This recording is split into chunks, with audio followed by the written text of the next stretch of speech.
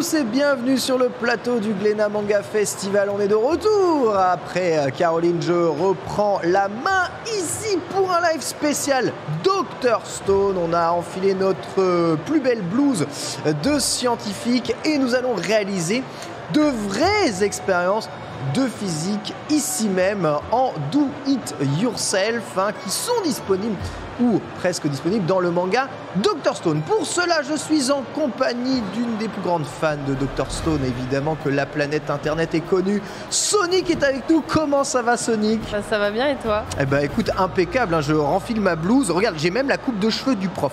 C'est-à-dire extrêmement mal coiffé. C'est magnifique. Étant moi-même ancien professeur, ça me fait plaisir de retourner ici et peut-être de vous faire apprendre quelques petits trucs, puisque les études scientifiques n'ont pas été ton cursus. Ah, pas du tout. Ce qui est très intéressant puisque tu es très fan de Dr Stone, qui est un manga consacré à la science. Exactement, parce que ça m'a toujours fasciné justement les personnes qui comprenaient certaines choses que moi, par exemple, je n'ai jamais compris.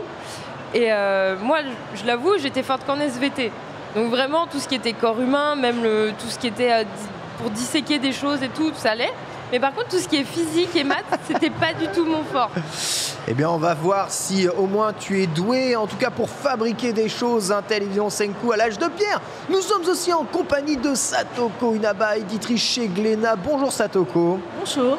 Alors évidemment, on l'aurait peut-être deviné à ton nom, mais tu es d'origine japonaise et tu vas nous aider à traduire le livre, le MOOC, duquel sont issues les expériences que nous allons réaliser aujourd'hui. MOOC qui n'est pas disponible encore en France. À part si, après cette expérience, il y a beaucoup de demandes, on peut l'envisager, mais pour l'instant, effectivement, il existe uniquement au Japon. Uniquement au Japon, et évidemment il est tout en japonais, et du coup les étapes qui vont nous permettre de construire les objets de ce bouquin vont devoir être traduits, mon niveau de japonais ne permettant pas évidemment d'être aussi fort. Alors théoriquement nous aurions dû être accompagnés d'un professeur de physique chimie, mais il n'a pas pu se rendre disponible ici, donc je fais, on va dire, le professeur remplaçant durant ce Glénat Manga Festival. Je vous rappelle que Dr Stone, tome 21, dernier volume sorti en France, est disponible à la fois à l'achat évidemment, que ce soit sur la plateforme numérique, mais ici même sur le stand de Glénat, voilà, ainsi que la totalité de la série Dr Stone qui devrait se terminer, si j'en crois évidemment ce qu'on m'a dit hier, en 27 volumes, puisque la série est actuellement terminée ou arrive à son dernier chapitre au Japon. Cela dit, ça n'est pas forcément la fin de Dr Stone, puisqu'avec Dr Stone, c'est aussi pas mal de spin-off réalisés évidemment par Boichi au dessin et par Inagaki au scénario pour agrémenter le lore de l'histoire, et notamment le super spin-off sur le père de Senku et son voyage dans l'espace et leur arrivée sur Terre après la pétrification, qui est bien en dehors en tout cas de l'histoire. Vous pouvez voir ici le trailer. Je rappelle évidemment que Dr Stone, c'est aussi un animé que vous pouvez retrouver avec 2 saisons, c'est ça, de l'animé? 2 saisons et un OAV. 2 saisons et un OAV, tout à fait, de l'animé. Saison 3 en préparation, bien entendu. Donc voilà, Dr Stone, c'est un succès ici. Grosse publication, Dr Stone, pour Glénat, ici, Satoko. Ah oui, c'est un de nos très grands titres qu'on soutient énormément, et c'est un de nos meilleurs shonen actuellement. Ah ouais? Avec d'autres, évidemment, on a les One Piece, les Tokyo Revengers, les Sakamoto, mais Dr Stone, c'est quand même un de nos titres préférés quand même dans le catalogue. Je dois avouer que quand j'ai vu arriver Dr Stone, un manga basé sur la science, moi en tant que scientifique, je me suis dit mais c'est pas possible, ils vont vraiment oser faire ça. Je connaissais un peu Inagaki de Aishil 21, c'est pas un scientifique du tout.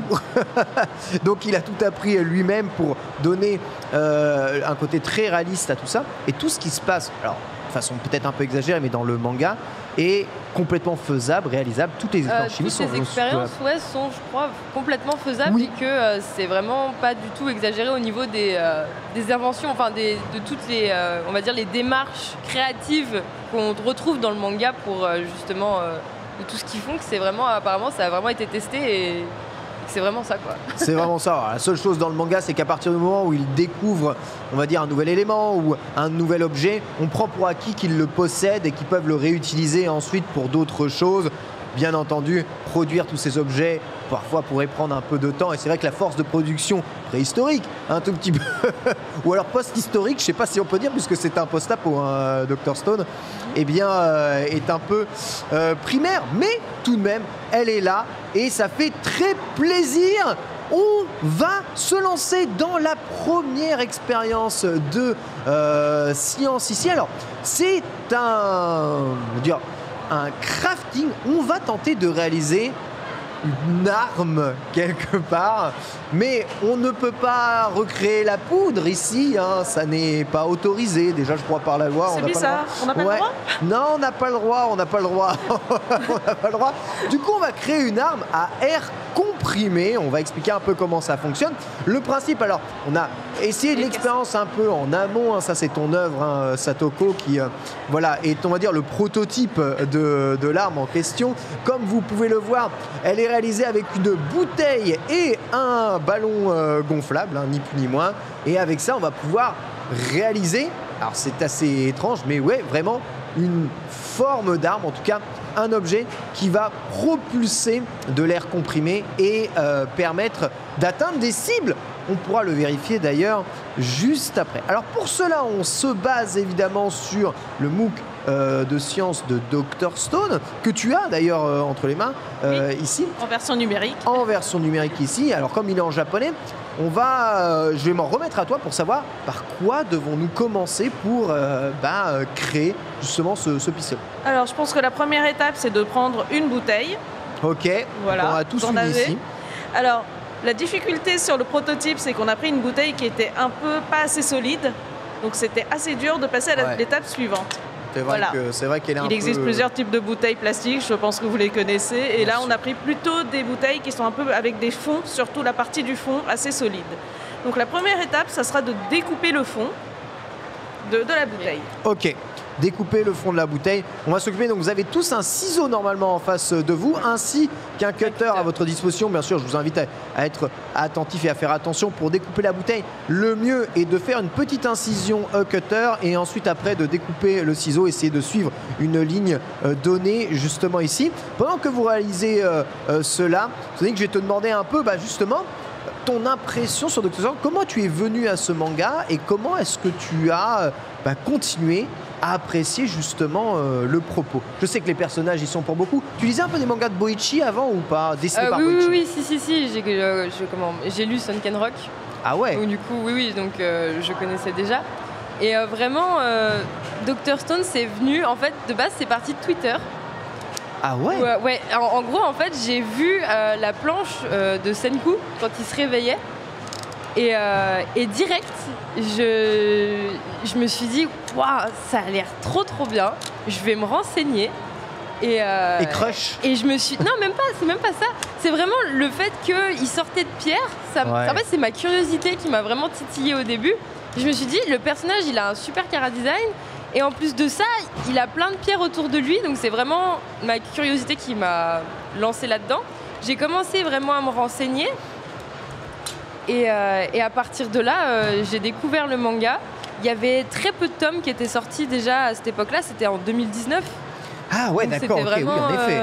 C'était vraiment au tout début. Et en gros, c'est venu... naturellement. À partir de là. Et t'es accroché directement à l'histoire, au premier art, avec Makoto, avec Shisho, je veux dire. Ah oui, j'ai vraiment, dès le début, j'ai vraiment accroché parce que c'est vraiment, je trouve que c'est une histoire qui sort vraiment du lot. C'est pas un shonen qu'on pourrait retrouver partout. C'est vrai. L'histoire est vraiment... de se dire que l'humanité tout entière a disparu, ça m'a vraiment... vraiment... Comment dire? Je saurais même pas comment expliquer. T'aurais aimé te retrouver dans un monde comme ça? Franchement, non. Parce que je pense que j'aurais survécu une journée. Voilà.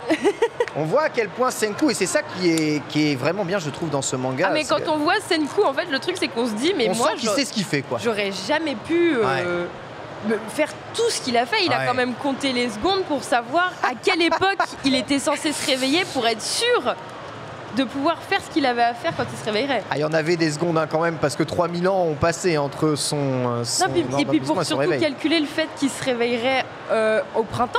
Ouais. C'est juste ça, Ouais. quand il dit j'ai calculé juste pour que je me réveille au printemps, parce que comme ça moi je suis sûre de pouvoir commencer correctement, il fera pas froid, il fera pas trop chaud.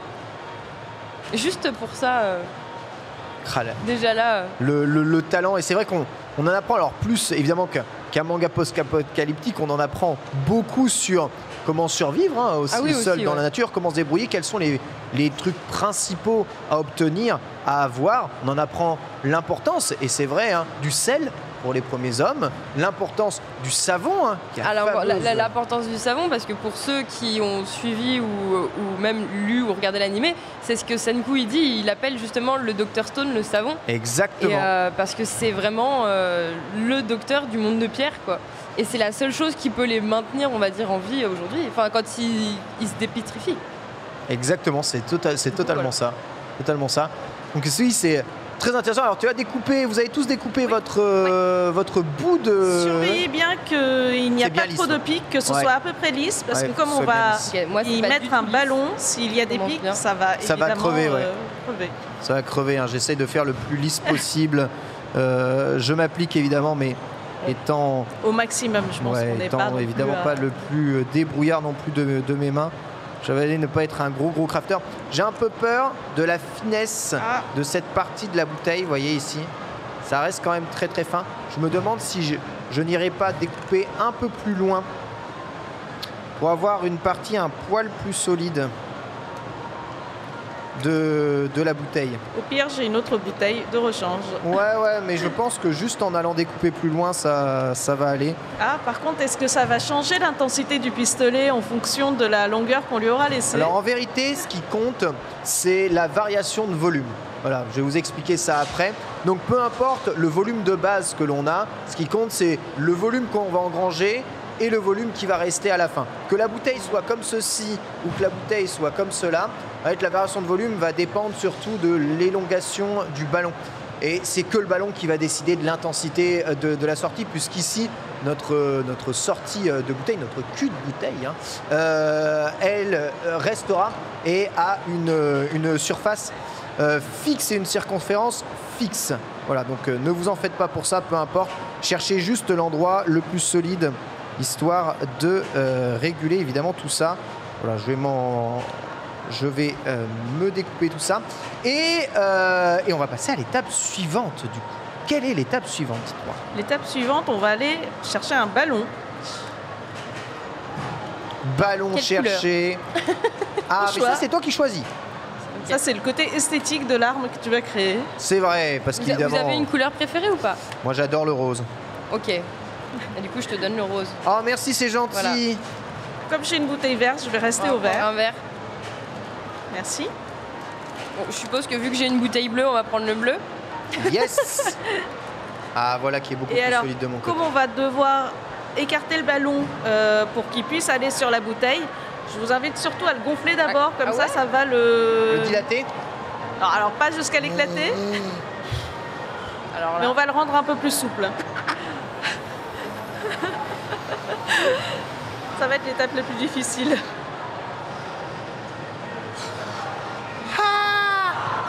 Donc là, vous voyez, on peut d'ores et déjà regarder rien qu'avec ça un peu l'expérience que l'on va faire. Vous voyez, globalement, si vous ouvrez un tout petit peu ici le ballon, vous allez sentir que l'air est très forte. Et plus vous appuyez, c'est-à-dire plus vous faites expulser fort le ballon, plus vous allez sentir la pression de l'air très forte. En revanche, si vous ouvrez grand le ballon, vous allez sentir que ça fait beaucoup moins mal, mais vous allez juste avoir plus d'air qui va sortir. L'idée, c'est vraiment de créer une véritable différence de volume à l'intérieur de votre bouteille. Et il faut qu'elle soit très rapide. Plus la vitesse sera importante, plus la puissance, donc l'énergie dégagée, sera importante. Je vous montrerai ça justement après. Je vais redilater un peu ce ballon. Il mérite. Hein. Vous avez pris quelle couleur? Moi j'ai pris bleu. Bleu, très bien. Et vert ici. Vert, couleur préférée, vert? Non, c'est pour aller. En fait, on apprend oui, en fonction d'accord, des ok. bouteilles. Là, il y a un peu maniaque, hein, verre sur verre. Je sais pas si je dois regonfler le mien ou pas en fait. Ça dépend. Moi, je le détends. S'il a l'air assez souple, je pense que ça peut passer. Bon, je vais essayer déjà. La prochaine étape sera de couper le ballon dans la partie, on va dire, la plus large pour qu'on puisse le mettre sur la bouteille. Donc, on va découper le ballon dans la partie la plus large Voilà. pour pouvoir insérer le ballon sur la bouteille. Écoutez ça. Ah non, du coup, tu nous as dit qu'il fallait couper la partie la plus large. La plus large, c'est pour que ça puisse être aller sur la bouteille. Après, Parfait. et ensuite, Ici, ça irait. oui, Bon, ouais. oui, parfait. Ouais. La partie la plus large, La partie- essayez de... Merci. Essayez de garder un peu de volume tout de même.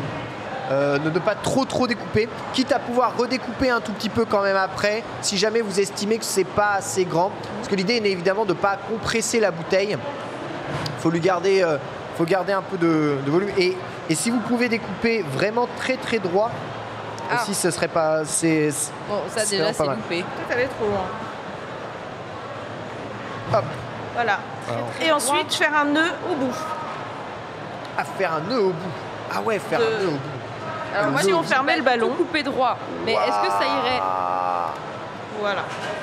J'ai juste une différence là. Et je vois que c'est un peu serré. Je pense que c'est pas mal, moi. Ah, ça a l'air pas mal. Ouais, je pense que c'est pas mal. Ok. Je pense vraiment Et que le c'est pas petit mal. nœud au bout. Au bout? Comme si on Ici fermait un ballon. Moi, j'avoue, je l'ai coupé dans l'autre sens. Alors là. Je vais redécouper. Hop là. Alors ensuite, c'est l'étape qui avait été la plus compliquée pour moi la dernière fois. Ouais. Bon, peut-être qu'on va devoir s'y mettre à deux. On va essayer. Mettre le ballon sur la bouteille sans évidemment Voilà. que le Et ballon ne ensuite, casse. prendre un adhésif pour bien le fixer dessus. Moi, j'arrive déjà pas à fermer. Parce que Sonic, elle sait pas se servir de ses 10 doigts. Ah. Je pense qu'il faut tirer assez. Ouais, je sais, mais- voilà. D'habitude, j'y arrive quand il est gonflé. Ah mais non. Ouais, ça va être de le fermer. De le Ah ouais. fermer. Depuis petite, c'est ma hantise que tu de veux fermer de- un ballon. Oh Je non. veux bien de l'aide du coup, s'il te plaît. Dans un survival, le plus important, c'est qu'on puisse s'aider. Ouais, Bien voilà, sûr, c'est il faut ça. s'entraider, bien entendu. Entraidez-vous. C'est important. Voilà. Alors, je ne sais pas si Merci je vais beaucoup. réussir à insérer le ballon sur la bouteille, parce que c'est vrai que la bouteille est très grande. On va voir. Elle est vraiment grande, moi, ma bouteille. Ah, j'avoue. Alors là, ça va être encore. Va très probablement falloir des coups de main. Le problème, Ah non, c'est j'ai réussi. T'as réussi? Oh, c'était peut-être la bonne Ouais, ça bouteille. va. Moi aussi. Hein. J'ai réussi aussi. En vrai, c'est cool. Ah, mais il est parti. Et ensuite, il faudra prendre l'adhésif pour le fixer. Adhésif pour le fixer. Ok. Voilà. Autour du coup? Autour, Ouais, autour. faire un tour autour du ballon. Je vais décaler ça comme ça. J'ai l'impression de Hop. me retrouver un peu au collège. À faire justement mes expériences de l'époque. Ou à créer, vous savez, les fameux stylos propulseurs de papier mâché, des cancres de Alors l'école. ça, ouais, c'est pas les professeurs qui nous apprennent ça. Ah là là là là là là. J'ai réussi. Mais l'idée est quasiment identique, hein, en vérité. L'idée est de comprimer l'air pour que cette dernière soit Voilà. expulsée le plus rapidement possible. Augmenter la pression à l'intérieur d'un volume. Ok. Donc là, il n'y a plus qu'à scotcher. Hop, c'est ça. Merci. Vous avez quoi comme scotch? Ok, vous avez le scotch rouge. Je vais essayer de scotcher jaune. On est sur une arme à feu. On est sur une arme à feu qualité. conventionnelle, évidemment de qualité. Hein. C'est moi qui suis nulle sur cette étape. Comment ça? Le ballon se détache sans arrêt. Oh Bah, Je non! l'ai besoin d'un peut-être coup trop de main découpé. Je vais y arriver, je pense, à un moment. Sinon, il y a un autre ballon vert si tu veux. Hein. C'est bon. Alors vérifiez bien, ouais, évidemment, que le scotch touche à la fois le ballon et la bouteille en plastique. Je me que ça a l'air de vachement bien se goupiller sur mon arme. On va voir l'arme qui est le plus efficace. Hein. Ensuite après, mais j'avoue que sur mon Moi, je arme... comprends pas parce qu'on n'a pas le même. Non, parce que moi j'ai découpé dans l'autre sens. D'accord, ok. J'ai réussi. J'ai découpé dans l'autre sens parce que je me suis dit qu'il y aurait plus de volume qui rentrera si je découpe dans ce sens-là. C'est pour avoir une arme un peu plus efficace. ça ne change pas forcément grand-chose, ne t'en fais pas. Ah, Toi, tu as laissé ce bout-là, tu Ouais. vois, et moi, j'ai découpé ce bout-là. Donc, Ah. j'ai que la sortie du Une cadeau. sortie plus grande. Évidemment, je prends des libertés quant à l'expérience donnée. ah, En moi, fait, je me suis juste trompé. moi, je n'ai pas bien centré le. Ah non, moi, c'est ça, c'est la seule étape, on va dire, où j'ai à peu près Je pense réussi. que c'est voilà. le plus joli. C'est- Au final. Je suis contente, voilà. Ça a l'air de marche vachement bien tenir, moi. Oh, Je vérifie déjà. Attends, je vérifie sur moi. Alors, Ouais. je suis pas du Ça tout marche, sereine. ça marche à mort. alors. Ça marche à mort, ça marche à mort. Et après, pour qu'il soit peut-être un peu plus facile à tenir, je pense qu'on va lui créer un poignet. Ouais, Donc, prendre une feuille dans la pochette. une petite feuille dans la pochette. Et on va juste prendre un morceau qui nous convient, le découper Merci. et l'enrouler pour faire une poignée Voilà, qui se l'idée, fixera. c'est de créer ça, Voilà. c'est ça. Hein. L'idée, c'est de créer une poignée comme ça, là-dessus. Donc, on a notre prototype. Alors, voilà, le prototype, voilà. Un peu détruit, ce prototype, malheureusement. Est-ce qu'on a On l'a trop essayé. des stylos? Très content de mon truc, là. Parce que comment vous découpez du coup? Alors, comment on Il découpe faut faire une languette. On fait comme ça et on met 2 languettes ici. On fait comme ça et ensuite on l'enroule. Hmm. Ou sinon, non, peut-être plus dans ce sens-là. Si on coupe ici, qu'on met 2 languettes là et qu'ensuite on remette là, comme ça, quand on l'enroule, on a Ouais. les 2 trucs qui peuvent Ouais. le tenir comme ça. Ouais, c'est malin. C'est plutôt malin. Bah, c'est ce que j'ai vu en fait, surtout sur la Ouais, bouteille c'est de ça, parce que prototype. il faut 4 languettes ici pour pouvoir justement... Pour, en fait, mais- pouvoir le mais tenir. les languettes ici sont créées ni plus ni moins qu'en fendant un cylindre. C'est ça. tu Ah, vois. ok, ouais. Donc en fait, tu peux juste créer un cylindre, peu importe lequel. Je pense que donne-toi une taille de main de cylindre et donne-toi, je pense, 2 doigts pour les languettes, ce qui veut dire que avec une taille de main et 2 doigts, hop. Voilà, ici tu devrais avoir Ouais. une bonne surface. Donc ici, hop, tu mets un coup de cutter juste là. Tu découpes pas trop fort parce que Ouais, sinon on va parce que sinon, poncer la table. Merci, hein, merci la Zénithal. Let's go, impeccable. Je pense qu'à partir de là, tu devrais pouvoir, Ouais, je pense que je peux couper, ouais. voilà. Voilà. Couper ça et moi je vais prendre l'autre partie. Après, je pense que si vous voulez reproduire l'expérience à la maison et que vous avez des films étirables ou des cylindres qui existent déjà, des cylindres en papier, Ouais. dans Du papier toilette, papier toilette, est-ce que c'est pas trop grand pour Peut-être. avoir des grandes mains peut-être peut-être. Mais des choses plus... Voilà, ça peut aussi servir à créer un cylindre. C'est incroyable, hein, Sonic, comment est-ce que tu t'appliques. C'est là où on voit la différence, en vérité, entre les scientifiques et les littéraires. Lorsque Alors, les littéraires ouais, parce font du qu'en fait- travaux manuels, ils sont très consciencieux. Alors justement, j'ai fait un bac L option art plastique. Oh, mais voilà, mais c'est voilà, ça, c'est pour ça. tout s'explique. Tu sais dessiner? Ah oui, Ah. je dessine beaucoup. Ah ouais. Ouais.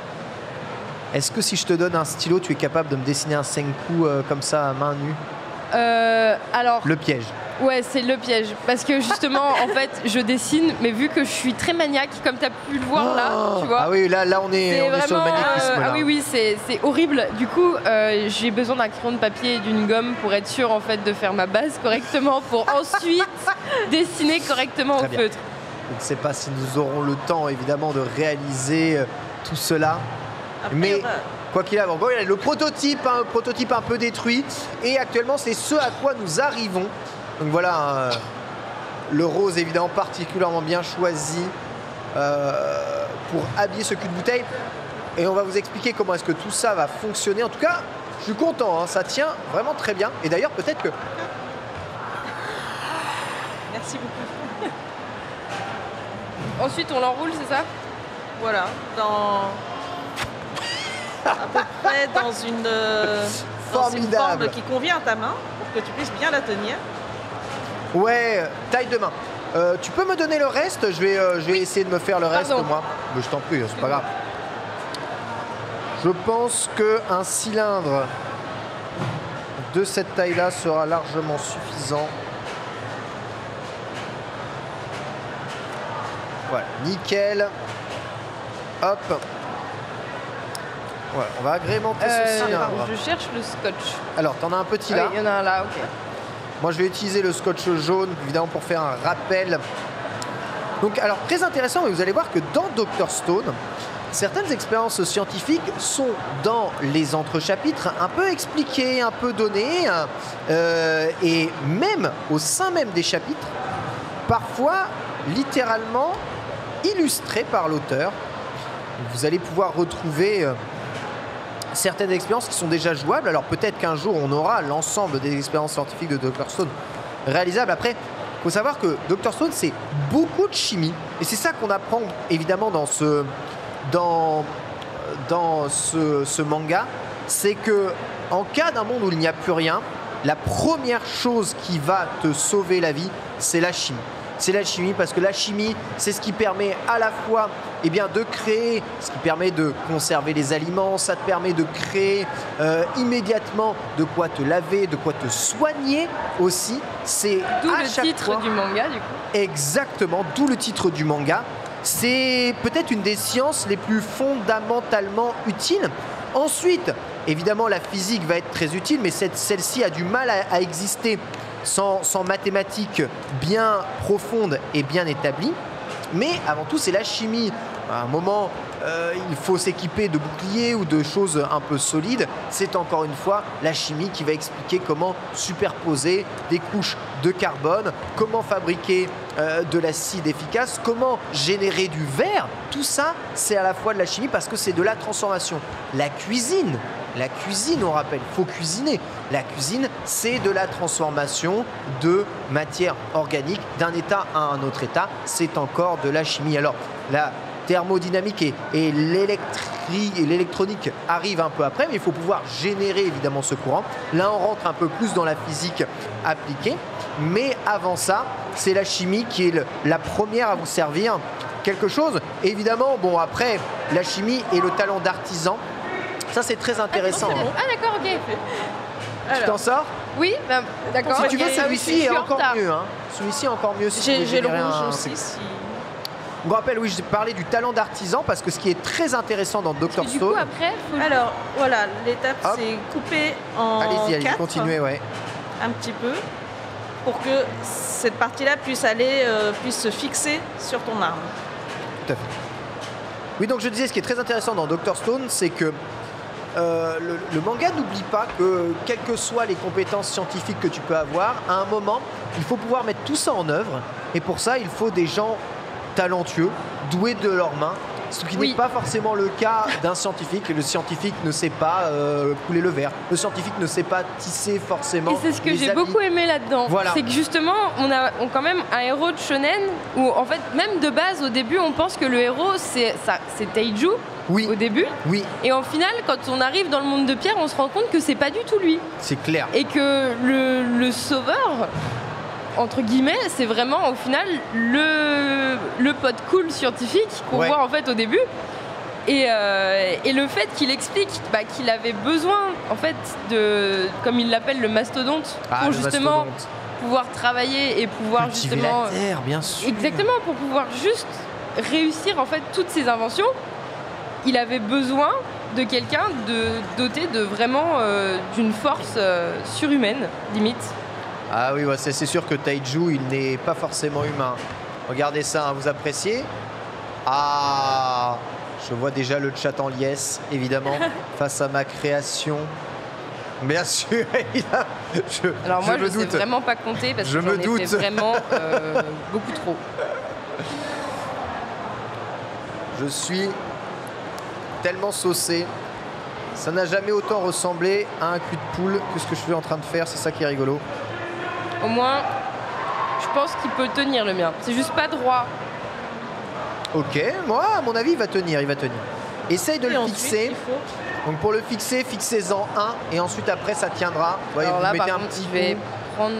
J'en ai mis 4 au cas où. Mais quel talent. La vitesse de Satoko, la vitesse d'exécution. Hein. Encore c'est parce que c'est la deuxième fois. Aïe. Évidemment. Mais ça ne diminue pas le talent, tout ça. Ça ne diminue pas le talent. Bon, faut quand même bien fixer parce que vous allez voir que quand vous allez tendre l'arme, cette dernière va être sous tension quand même assez importante. Si votre poignet n'est pas assez solidement fixée, cette dernière risque vraiment de casser. Hein. Donc ne négligez pas en tout cas le scotch que vous allez mettre dessus. Ça va être assez fondamental hein, pour tenir évidemment tout ça. Tac. Moi je vais terminer la fonction ici, au-dessus. Hop là. Je pense que le premier prix de soin hein, sera probablement accordé à Satoko et Sonic. Évidemment, encore Oula, une fois, non. dès qu'il s'agit de réalisation, nous les scientifiques, c'est horrible. Tout comme les gens qui passent derrière cette barrière qui se demandent mais qu'est-ce qu'ils font? C'est terrible. Alors attends, je regarde un peu la solidité de mon truc. Ça m'a l'air approximatif. Ouais. J'avoue que c'est pas encore très très solide. Il faudrait que j'arrive à le solidifier parce que tu vois ça a tendance un peu à casser ma vibe. J'ai vraiment le solidifié avec un autre tour de scotch complet. Je solidifie. Ah, moi je ne parle plus là, j'essaye vraiment de faire un truc à peu près potable. Attends. Désolé. Merci. Vous préférez comme ça ou vous préférez comme ça, bien entendu? De toute façon, je vais mettre plus de scotch parce que j'ai l'impression que ça tient pas des masses. Alors, dans mon exemple, je pense qu'ils ont d'abord commencé à mettre des petits scotch et ensuite ils ont vraiment enroulé complètement. Ouais. Je pense que c'est mieux à faire. Hop.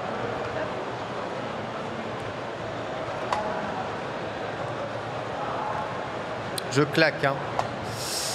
Ah, ça a un peu abîmé le truc, mais peut-être que le manche est peut-être un peu trop grand chez moi. Aussi comme ça, moi je suis sûre que ça fonctionne. Voilà. Le pistolet va devenir rouge. Ah oui, ça marche. Oh, ça marche de ouf. Écoute, j'ai toujours préféré le rouge au bleu de toute façon. Au final. Ça marche de malade. Bah, il va rester. Regardez la plante, comment elle bouge. Ah. Oh, c'est un truc de ouf. Alors, je passe un peu dans les rangs pour vérifier le travail de tout le monde. Évidemment, Satoko, je donnerais un 9 sur 10. Hein. On note sur 100 au Japon. Ça vaut bien 90-91 hein, cette réalisation. Non seulement, évidemment, la bouteille est extrêmement bien choisie. La poignée semble être vachement bien mise pour équilibrer entre la force que tu vas mettre à l'arrière et... Ça, il était juste beau. On vient de perdre Juten, hein. On vient de perdre 10 points. Raté. Aïe aïe aïe aïe aïe aïe aïe aïe aïe aïe aïe aïe.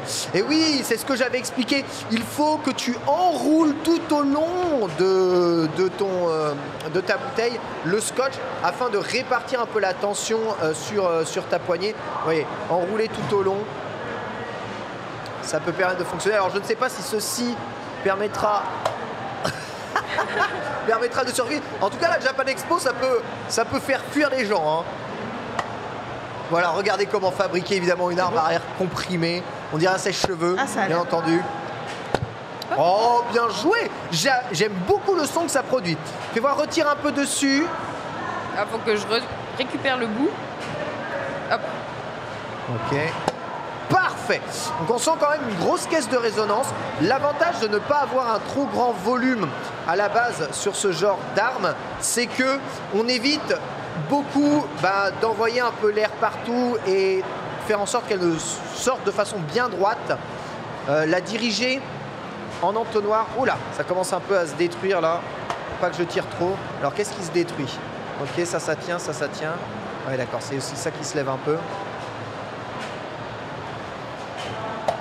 Ok, impeccable. Bon, la mienne semble solide, en tout cas pour quelques tirs, ça semble assez solide. Tant que le plastique ne casse pas, hein, c'est surtout ça qui est important. Il ne faut pas laisser s'échapper l'air.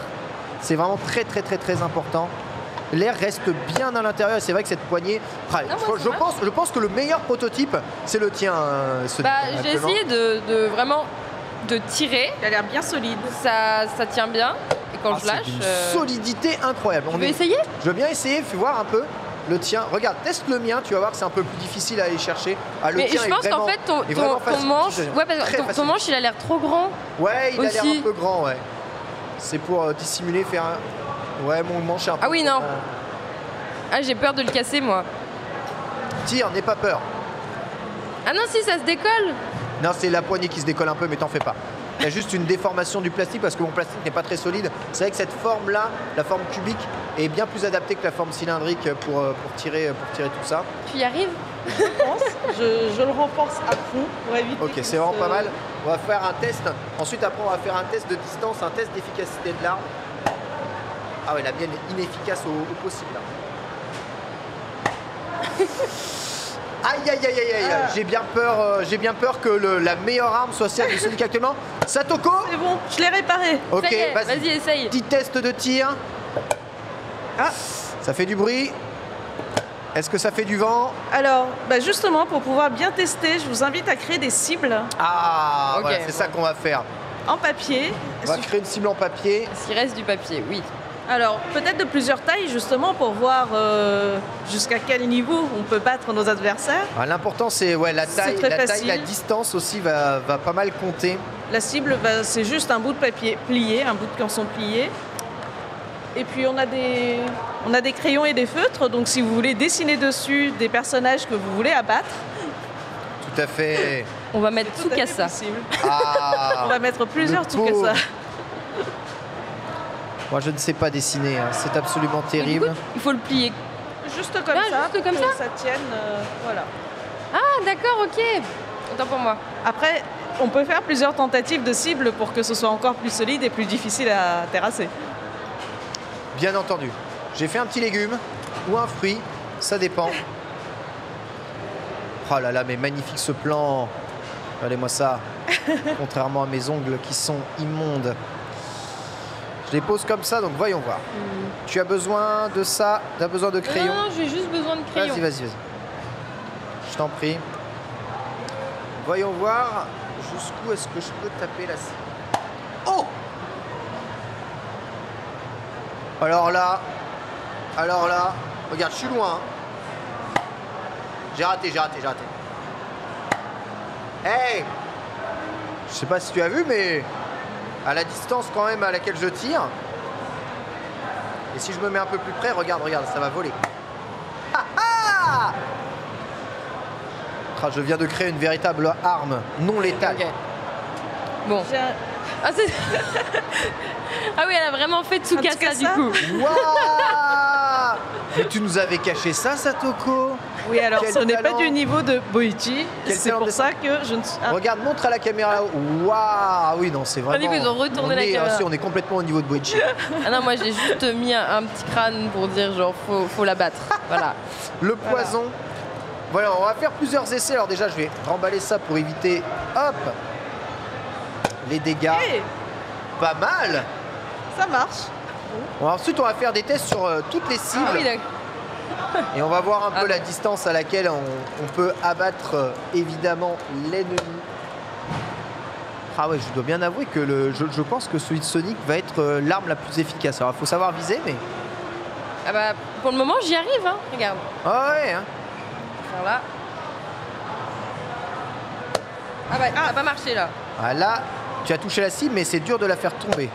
Oh, mais la puissance du truc... Attends, j'hallucine. Attends, je vais Et essayer. si je mets une cible plus grande. Alors là, J'ai c'est une touché, question mais je n'ai de. pas fait tomber. Oh, Oh. la projection Je est pense qu'il énorme. faut bien viser en fait. Ouais, mon arme se tord un peu. La tienne est vachement stable. Ah non, mais je vise mal. On va aller tester avec quelque chose d'un peu plus léger parce que là tu vois tu as une grande languette. Du coup avec la grande languette évidemment il y a une la plus lourde. meilleure stabilité, les plus lourdes. Ici on va avoir deux cibles justement là. Hop, ici et là. Alors je sais pas où c'est le mieux pour la caméra de les mettre, peut-être ici hein, en régie, non? Ouais. Mais là. Ouais, on va les mettre là. On va les mettre, voilà, on va les mettre ici. Donc voilà, trois cibles, trois tailles différentes. Et on va regarder, alors test de distance déjà. Tir à partir, voilà, de là. Ok, ça fonctionne impeccable. Je suppose que la deuxième cible, aucun souci. Oh, la deuxième cible s'est fait atomiser. Évidemment plus légère, c'est logique. Troisième cible. Voilà, une surface plus grande, plus facile à viser, bien entendu. On va voir si je peux tirer sur les cibles un peu plus loin. Donc tu étais à peu près à cette distance. Hop, bon, les cibles sont déjà un peu cassées. Hop. Je vais me mettre beaucoup plus loin. Vous voyez, là je suis vraiment loin. Et on va voir si je peux retirer. Oh, j'ai quasiment fait un carton plein. Hein. Wow. Quasiment fait un carton plein. Hein. C'est vraiment oufissime. Hein. Vraiment ouf. Impeccable. Et Satoko, alors Satoko, il faut qu'on dégage un peu. Alors sinon, ce que je peux faire, c'est vous donner mon arme pour que vous le testiez. Testons l'arme. Alors, essaye d'un peu plus loin, Voilà, on est quand même assez loin là. Parfait, parfait. C'est une arme douce quand même. Hein. Ah, c'est une arme douce. Hein. Elle est douce comme arme. Elle est douce. Et je vais vous expliquer pourquoi elle est douce. Elle est vraiment douce. Yeah. C'est vraiment une arme gentillette. Ouais, j'ose pas tirer parce que elle. Elle n'est pas si stable que ça. C'est pas grave, si elle se casse. Ça marche.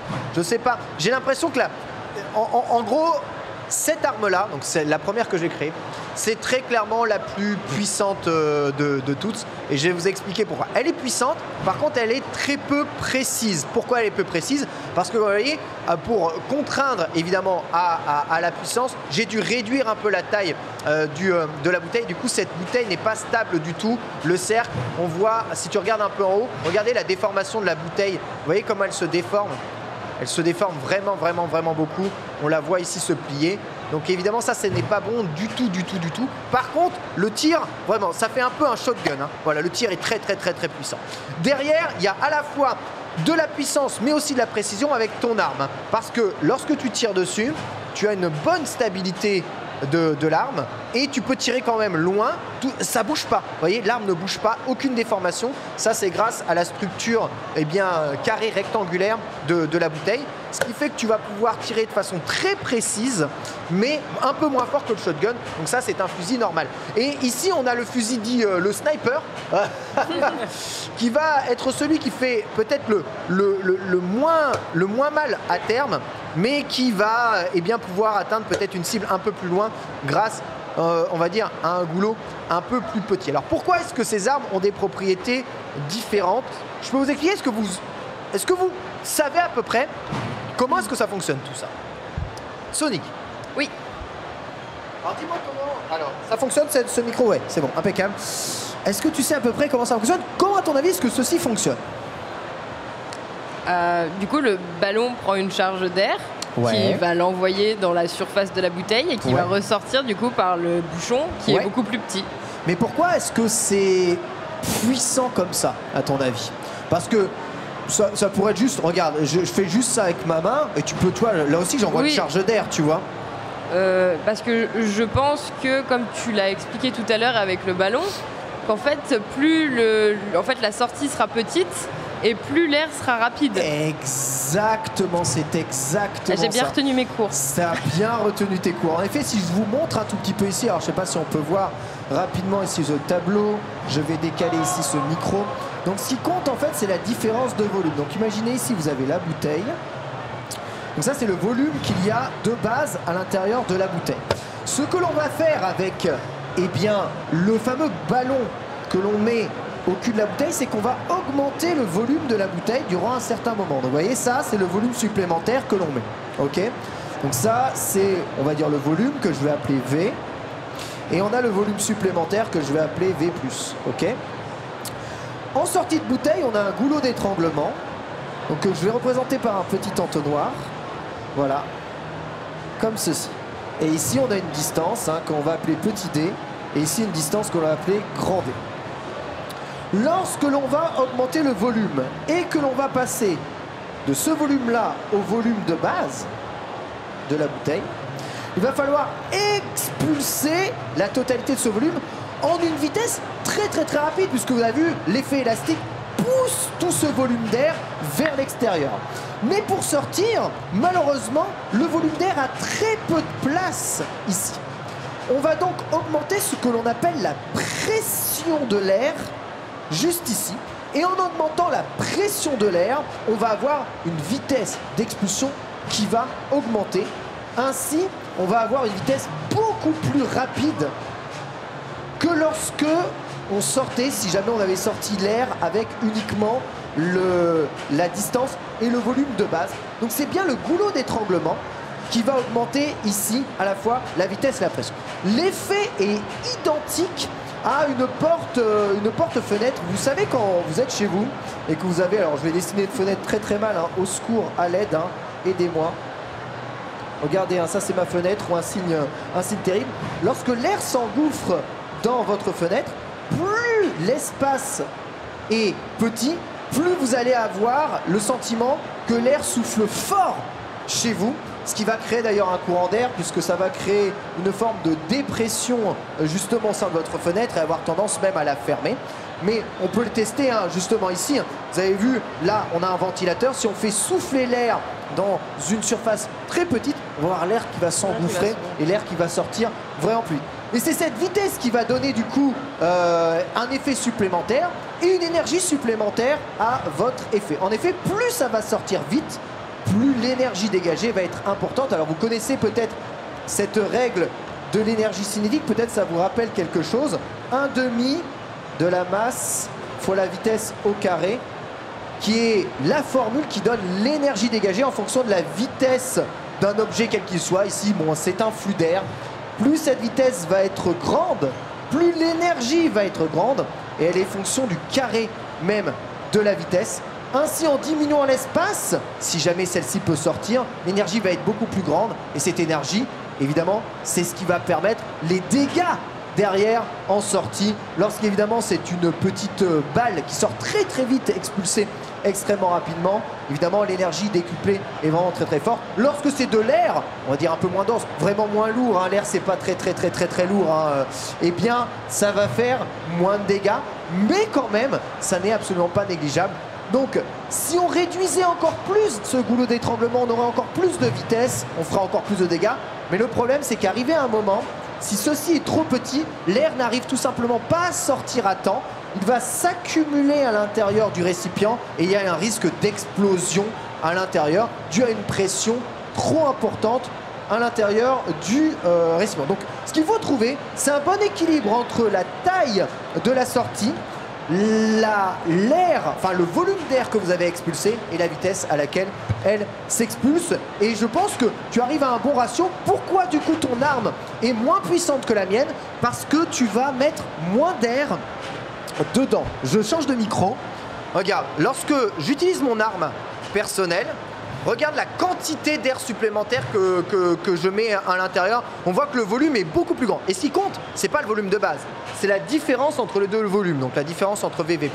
J'expulse tout cet air, j'expulse donc beaucoup plus d'air que toi, ouais, en tirant, voilà, qui n'ajoute qu'un tout petit filet de volume d'air supplémentaire. Satoko, chez toi, c'est encore plus significatif. Voilà, exactement. On voit le cône ici, voilà, on voit bien le cône d'air supplémentaire que tu vas tenter d'expulser. Voilà, en tirant, tu vas expulser toute cet air justement à l'extérieur de façon très rapide et donner ainsi de la puissance et de l'énergie. C'est pour ça que je l'ai construit comme ça, parce que je savais que plus le volume d'air supplémentaire serait grand, plus l'arme serait puissante. Malheureusement, la puissance m'a créé un peu de, on va dire, de déficience technique. Vous voyez, elle n'est pas très stable, hein, mon arme. C'est pas très beau. Hein. On sent que je veux tirer trop et du coup je lui fais trop mal. Voilà, pour être réellement efficace et stable. Donc je pense que sincèrement, l'une des meilleures armes créées, c'est la tienne. Un bon compromis entre la puissance, la stabilité et l'efficacité. Je pense que j'aurais fait comme toi. J'aurais pu avoir quelque chose en fait de mieux au final. Peut-être avec une bouteille carrée, peut-être que tu aurais été plus stable, en effet, que tu aurais créé quelque chose d'encore meilleur. Ouais, c'est totalement vrai, totalement vrai. Magnifique en tout cas, magnifique représentation de l'arme. Voilà, alors évidemment ce n'est pas une vraie arme feu, mais vous pouvez recréer évidemment ces expériences chez vous, hein, c'est pas très compliqué pour aller embêter votre petit frère. Regardez ma mèche de cheveux, voilà, c'est incroyable, regardez, ça bouge. Voilà, faites ça, comme ça votre petit frère sera bien agacé toute sa vie. Comme ça, vous allez embêter papa et maman qui voulaient juste passer un week-end tranquille. Incroyable. Eh bien écoutez, expérience rondement menée. T'as trouvé ça difficile? Franchement, ça va. Ça va. Ça va. T'as compris à peu près comment ça Ah fonctionne? oui, j'ai complètement compris comment ça fonctionnait. C'était simple. C'était vraiment... Je redoutais un peu le moment manuel, voilà, parce que vu comme j'avais expliqué que j'étais assez... Mais c'est toi qui t'en es le mieux sorti. Oui, bah oui, du coup, oui. Mais je m'attendais pas à ça, du coup, voilà. Donc ça fait très très plaisir. Satoko, toi c'est ta deuxième fois. Tu penses Oui. que ta deuxième création, ton Frankenstein 2, est meilleure que le premier? Oui, parce que déjà au choix de la bouteille, je pense que j'ai choisi une bouteille qui était un peu plus solide. Ça c'est trop fin. Oui, celle-ci, elle n'a pas résisté aux expériences qu'on a menées. Malheureusement, c'est vrai. Pour tout ce qui est de Dr Stone, on rappelle le volume 21 disponible évidemment ici. On va enchaîner avec une deuxième expérience. D'ailleurs, c'est Kayane qui viendra me rejoindre. On va faire chauffer de l'air et on va voir ce qui se produit lorsque l'on chauffe de l'air. Vous allez voir, normalement, on va essayer de faire voler des sacs. Je ne sais pas si on va y arriver, mais on va essayer de faire voler des sacs. On va tout donner évidemment pour ça. Voilà. Et puis lisez Dr Stone, c'est vraiment, vraiment très très très bien. T'as un passage préféré dans Dr Stone, Sonic? Oui, Ah, dis-moi. c'est après le tome 21. Ah ouais. Ah ouais, ça veut dire qu'on est encore on gagne encore en intensité. Ah oui, ah oui, ah oui. Je pense que les lecteurs ou même ceux qui regardent l'animé, vous n'êtes pas prêts.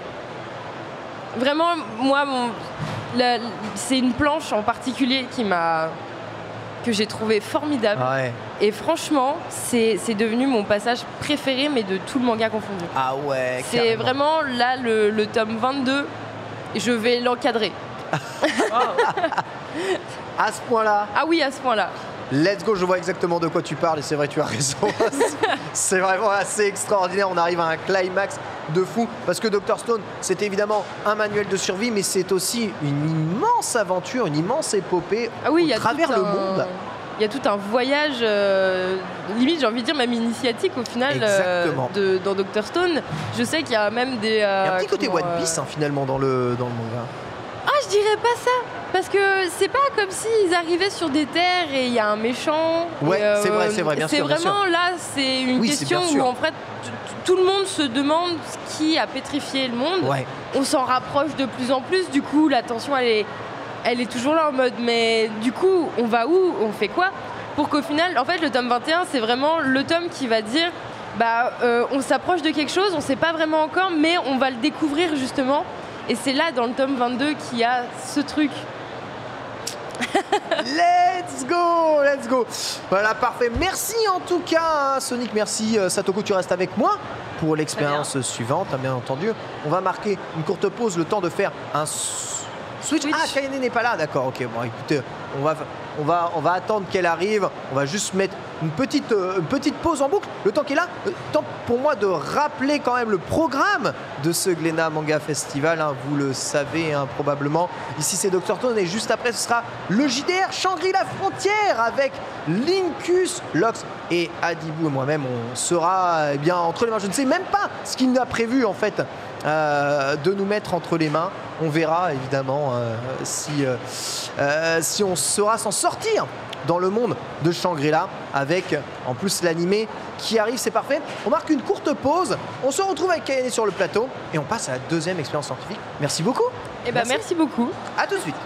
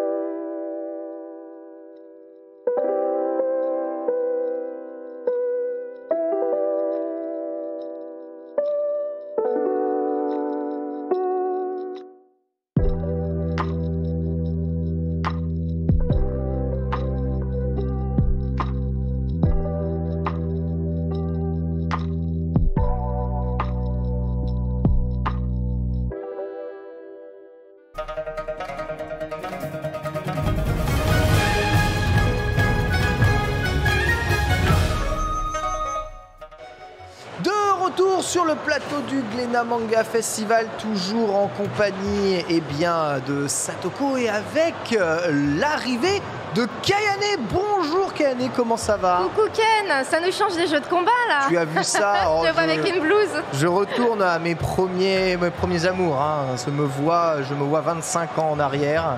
C'est terrible.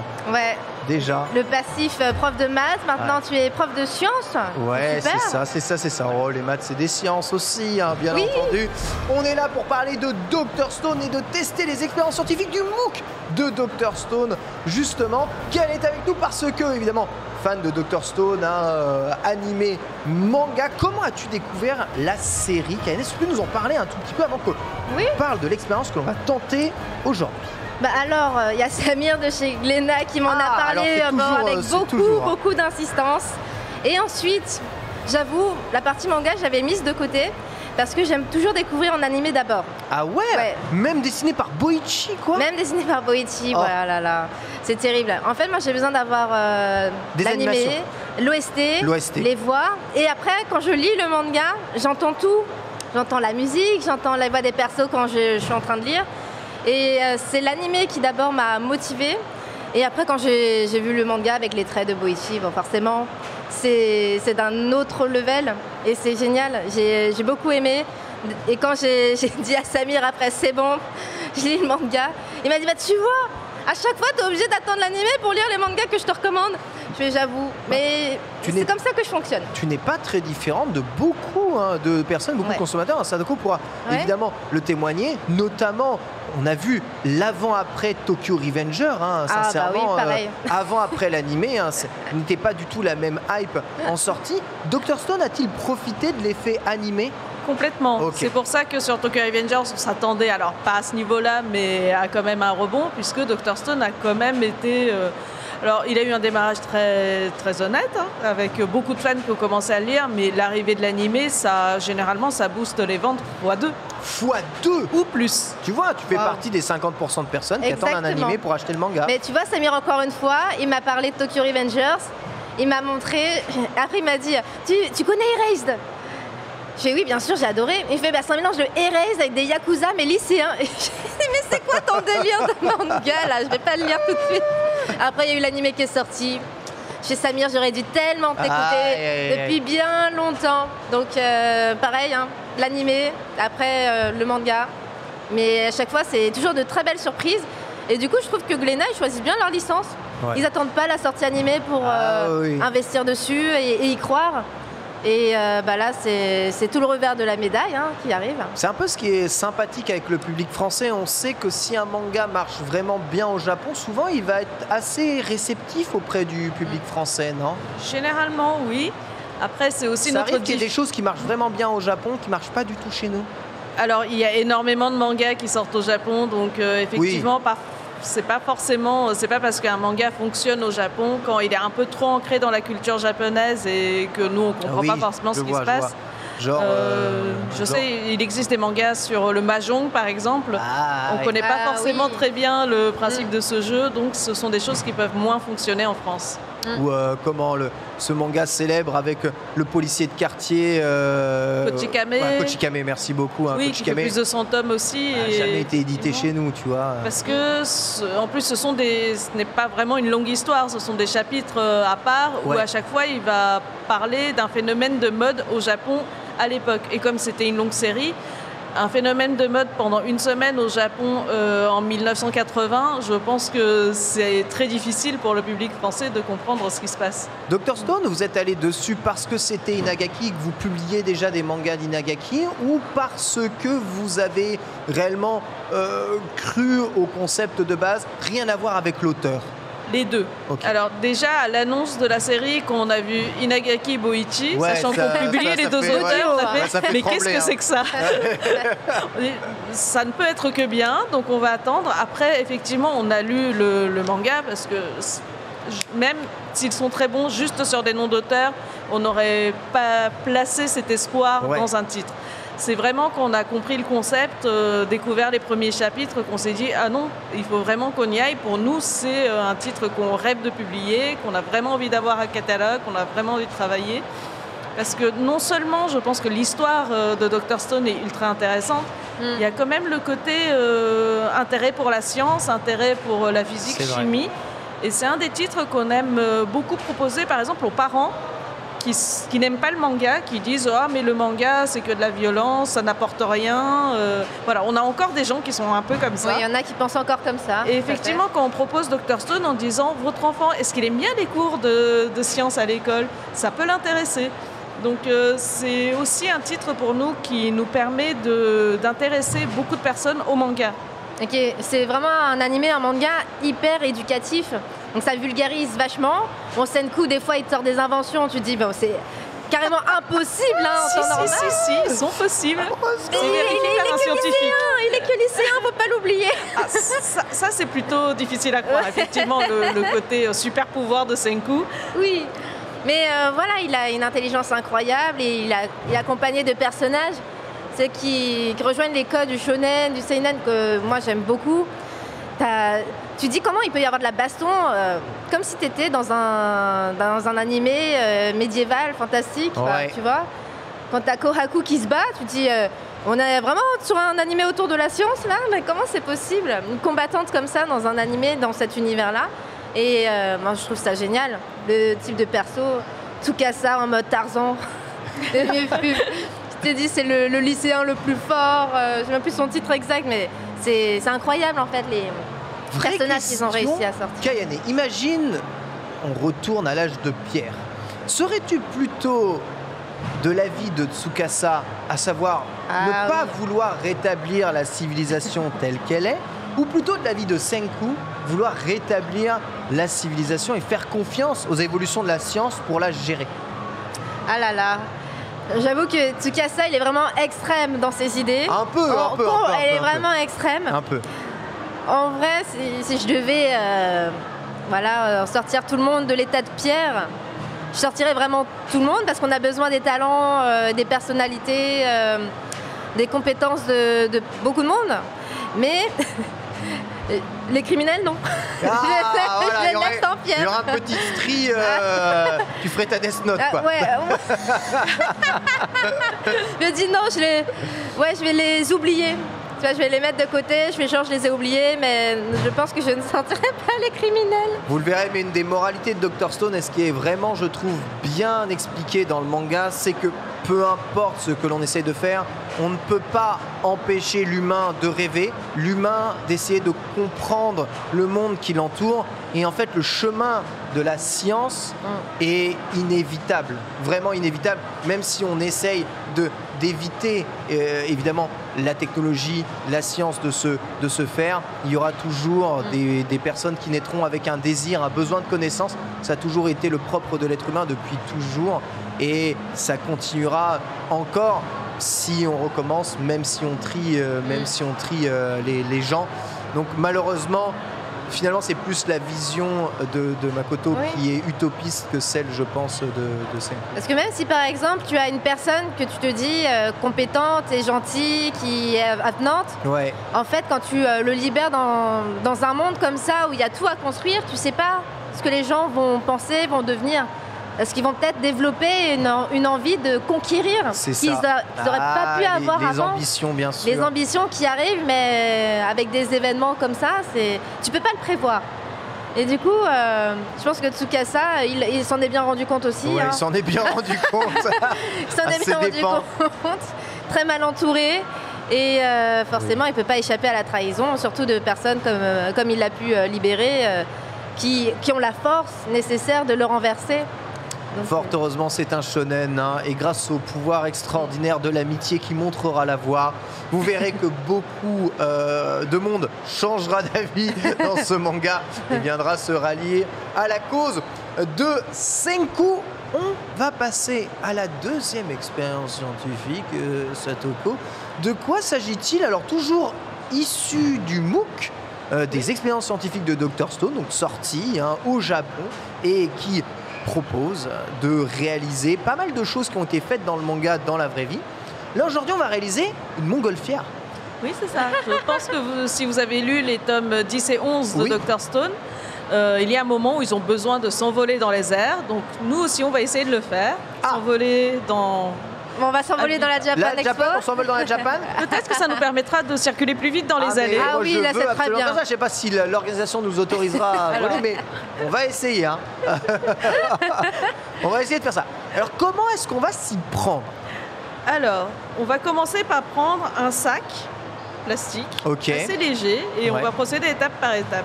La première étape, c'est de... ça va nous servir de montgolfière. Donc la première étape, ça va être de prendre un adhésif pour fermer le sac. On va totalement le fermer. On va totalement le fermer. On fera une ouverture plus tard. Ok. Mais pour l'instant, on va... Première étape, on va le fermer. Ok.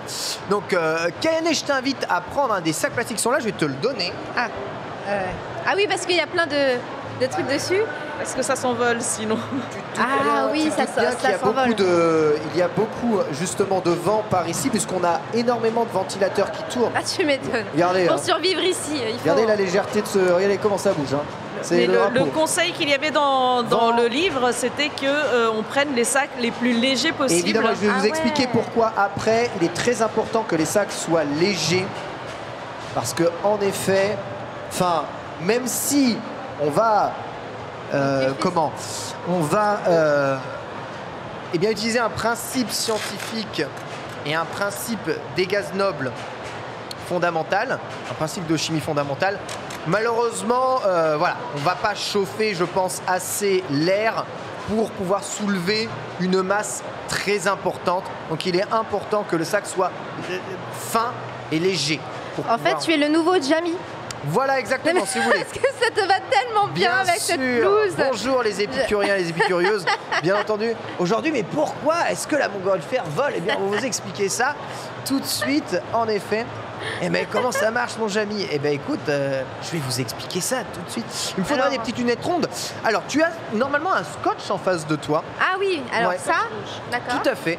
Et donc, l'idée, c'est vraiment de fermer tout le sac, hein, Satoko, c'est ça? Pour l'instant, on va commencer par fermer vraiment tout le sac en intégralité pour que ça fasse un sac vraiment fermé sur toute l'ouverture. Ok, c'est vraiment un peu technique parce qu'évidemment il y a beaucoup de vent. Je vais utiliser un tome de Dr Stone justement pour isoler tout ça. Tac. Et un tome de bleach. Hop, voilà. Merci bleach. Hein. Et un petit. Et je vais scotcher tout ça. Donc on va le fermer en totalité. Donc essayez de faire en sorte qu'il soit fermé mais quand même assez plat. Alors. C'est quand même assez important. On a les ciseaux en plus, vous avez tout prévu. T'as les ciseaux. Normalement, toi, t'as un ciseau chacun, un scotch chacun. Le principe de densité.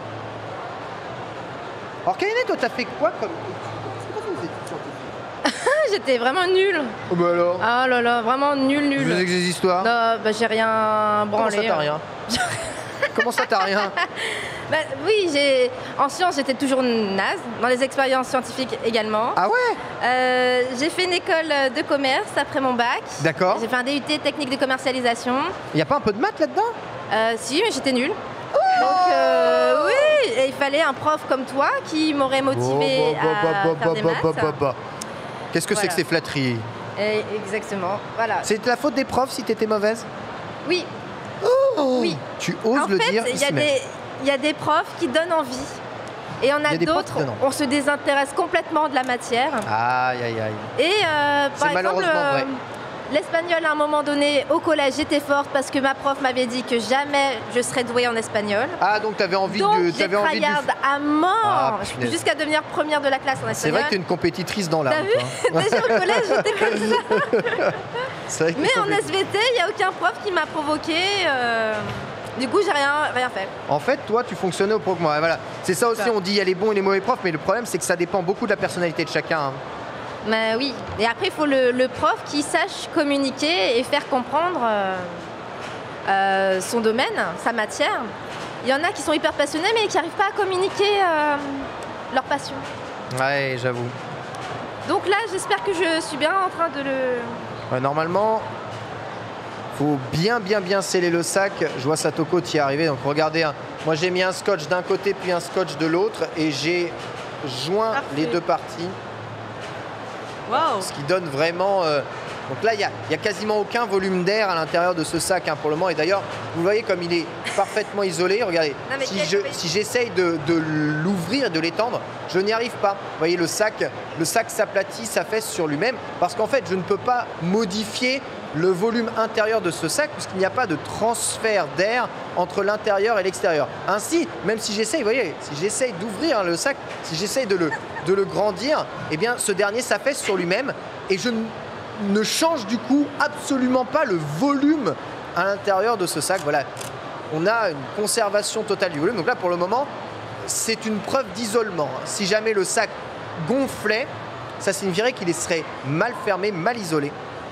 Tu es vraiment en train de commenter comment tu as isolé. Je commente comment c'est bien fait, bien entendu, évidemment. Tu es vraiment capable de tout commenter, Ken. Mais évidemment, mais bien sûr, mais tu me sais, tu me connais.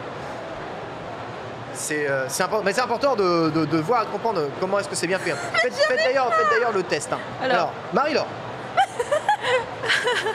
Je n'arrive même pas à isoler le sac plastique. C'est une horreur. Il faut juste raccorder les deux parties, ça devrait y aller. Exactement. Fais-toi un petit... synthèse de cuir. Voilà, raccorde les deux parties ici. Je pense que tu peux y arriver en utilisant les deux... La tête, du scotch sur du scotch. Mais c'est ni fait ni à faire cette histoire. Mais qu'est-ce que je suis mauvaise élève, c'est terrible. Il reste d'autres sacs au cas où. Non mais ce qui est formidable avec les gens qui sortent d'école de commerce, c'est qu'ils peuvent avoir le produit le plus pété du monde et quand même réussir à te le vendre. Et ça, c'est très fort. Mais comment je rassemble? Alors attends, je vais t'aider. Après tu peux le coller sur la table. Colle sur les mangas. Colle sur les mangas. Mais j'ai peur. Voilà, tu vois, je voulais pas coller sur les mangas. Colle sur les mangas. Voilà, comme ça. Hop, c'est pas grave, c'est collé sur les mangas. Tu sors ensuite un peu le truc ici, tu détaches. Tac, tac. Et ensuite, hop, tu refermes comme ceci. Voilà, et tu isoles. Tu isoles. Attention, plus on mettra de scotch, plus il deviendra lourd. Ouais, c'est exactement ça. Faut éviter d'avoir trop de scotch. Ah, j'ai mis beaucoup de scotch. Il y a beaucoup de scotch. On verra s'il s'envole. Et là, c'est isolé, c'est bon? Je pense que ça devrait aller. Le volume d'air est assez important à mon avis. J'ai pas envie de poser le calcul parce que ça va me casser la tête directement, mais ça va vous casser la tête aussi. Mais normalement, ça devrait être bon. Ok. Tu penses qu'il est isolé? On va faire le test d'isolation. Donc, qu'est-ce que je t'ai dit? Essaye d'ouvrir le sac. Ouvre le sac. Tu prends 2 bouts de sac comme ça et tu tires. Qu'est-ce qui se passe? L'autre côté aussi, tire. Essaye d'ouvrir le sac comme ça. Les deux côtés. Un côté comme ça et un côté comme ça. Voilà, tire là, voilà, tire. On est d'accord qu'il y a de l'air qui rentre là. Ah, tu trouves qu'il y a de l'air qui rentre? Il y a une partie pas fermée. Ah, il y a de l'air qui rentre là. Normalement, il ne devrait pas pouvoir s'étendre comme ça. Là, tu vois, regarde, je vois un volume d'air à l'intérieur là. Il est mal isolé ton sac, KN. Il faut recommencer, il faut boucher le sac convenablement. Alors après, il y a d'autres sacs si tu veux recommencer. Vas-y. Tu veux retenter? Échec. Échec. Échec, ça avait l'air n'est pas facile, bon. mais pas tant que ça au final. Alors je vais essayer de faire une meilleure stratégie. Regardez, ouais. Je vois, j'emprisonne l'air. Vous voyez, quand j'appuie, l'air réussit quand même à sortir. Je l'avais carrément collé sur la table tout à l'heure et c'était plus facile, je pense. Ici, là? Oui. Hop. Ok, je vais faire ça. Terrible, Marie-Laure. Non, c'est terrible. Je suis nulle. Tu vas t'en sortir, n'en fais pas. Alors, finalement, voilà. J'ai réussi à exploser le sac. Hop, hop. Superbe! Magnifique! Mais là, c'est sublime! Et là, j'ai juste à... T'as juste à détacher tout ça. Vas-y, tire de l'autre côté. On le prend bien droit. Voilà. On va le retourner. Nickel. Voilà. Et hop, vas-y. Oh! Vas-y, tire un peu. Bon, bah, ce sera très bien comme ça, remarque. Ah non, mais j'ai peur que ce soit fermé un peu trop. Ouais. Un peu trop haut. Hop, voilà. On va être prudent. Voilà, il faut bien le fermer, bien en bas. Vas-y, on est bon là, on est bon. Et là, on est très bon. On replie ça ici. Et voilà. Alors normalement, là, je pense qu'on est très bien isolé. Voilà, avec un seul scotch. Voilà, tu fais le test, tu prends les deux bouts ici, quand tu tires, voilà, t'as vu comment ça fait? Waouh! Il n'y a absolument pas d'air qui rentre ni qui sort. Le volume d'air à l'intérieur ne change pas. Et du coup, tu peux déformer ton sac plastique. Étape 1, réussi, bravo. Tu vois, juste, il suffit de bien s'engager. Et ensuite, le combo rentre tout seul. Tu vois. Exactement. Et en plus, on l'a fait en 2. Oui ouais. Tu vois. Oui, c'est vrai. C'était un combo en tag. C'est vrai, c'est complètement un tag combo. Satoko, je t'écoute. Alors, qu'est-ce que nous devons faire après? Alors, l'étape 2, ça sera de... Alors, il faudra faire entrer de l'air dans ce sac tout à l'heure. Donc, l'étape 2, ça sera de renforcer un peu le milieu du sac en collant un peu de scotch sur les deux côtés. Les deux côtés. Un peu... Dis-moi. Au milieu du sac, on va dire. Milieu du sac. Peu de scotch sur les deux côtés pour qu'au moment où on percera le sac, ça ne se déchire pas. Ok, donc tu sais quoi, plutôt là non, et là. Vraiment à côté de vos scotch en fait. Vous avez collé le scotch là. Ouais. Et là, peut-être... Ah pardon, ton scotch est transparent, je voyais rien du tout. Donc on renforce, on remet du scotch ici, c'est ça? C'est ça, mais juste au milieu, pas sur les côtés. Ok, juste ici. Voilà, juste Très ici. bien. Un peu plus court, donc. Là, ça doit être plus facile donc à réaliser. Parfait. Voilà, je mets peut-être en milieu. mettre un ou deux, histoire que ce soit bien renforcé. Renforcer des deux côtés, hein? Des deux côtés. Ok. Renforçons comme ça. Tu vois un peu au centre? Au centre de... Ouais. On va renforcer évidemment parce qu'on va créer une ouverture. À peu près, voilà. Il faudra juste que l'embout du sèche-cheveux rentre dedans. 15 cm. Ok, 15 cm des deux côtés. 15 cm des deux côtés. Bon, ça devrait... Je sais pas si j'aurai 15 cm des deux côtés, mais... Alors... On va voir un peu, j'ai combien là? Je suis à 10 cm. Ah oui, il y a la règle et tout. J'ai une règle. Hein. Ouais. Est-ce que c'était bon là? Je suis à 10 cm. En fait, 15 cm, c'est un peu plus. 15 cm, c'est à peu près ça. D'accord. Alors... 15 cm des deux 15, côtés. C'est quand même assez encore grand. en bas? Ouais, 15, c'est grand. Hein. Plus grand. Mais comme on Ouais, voit... un peu au centre. Bon, j'arrive à la fin de mon scotch, du coup, hop. Bon, ça fait pas exactement 15 cm. À peu près. Écoute, je suis déjà bien content d'avoir 15 cm. Impeccable. Parfait. Voilà. Ici. Ici. Donc là, ça a quand même alourdi pas mal le sac, hein, je dois bien t'avouer. Mais bon. Je pense que l'ouverture sera... Voyez, regardez, on sent, je peux créer une surface ici de scotch. On sent qu'on va ouvrir un peu ici pour insérer ensuite le sèche-cheveux. De l'autre côté aussi. Ouais, de l'autre côté aussi, des deux côtés. Parce qu'en fait, on va ensuite découper un trou rond avec les ciseaux pour pouvoir faire entrer l'embout. Let's go. Voilà, magnifique plan, vous voyez, c'est fait. Kaené, t'as juste à continuer ici. Alors toi, évidemment, tu dois renforcer un peu ici. Peut-être il te faut 3 bouts de scotch. Alors, au lieu de 2. Voilà, là. Voilà, c'est ça. Mais ne fais pas sortir le scotch. Hein. Laisse-le bien à l'intérieur du sac plastique. Tu ne le mets pas à l'extérieur. Tu laisses le scotch à l'intérieur. C'est-à-dire que ta bande doit toucher le haut du sac plastique. Le haut de la bande, haut du sac plastique. Ok? Let's go. En précision. Ouais. Il doit le toucher, mais il ne doit pas dépasser. Non, il ne doit pas dépasser. Tu ne dois pas dépasser. Ah! Parfait. C'est top. C'est top, top, top. Tu m'as mis trop de pression là. C'est top. Ah, tu as l'habitude, évidemment, d'être sous pression. Et donc bien. Là, ça va? C'est parfait. Il faut encore le renforcer ou pas? Ouais, tu nous en remets une deuxième, je pense une deuxième couche ici, un peu en dessous. Ça devrait suffire. Ne mettez pas trop de scotch parce qu'avec trop de scotch, évidemment, on risque d'affaiblir tout ça. Et n'oubliez jamais que nous venons de fabriquer une arme létale. Mais... C'est une arme.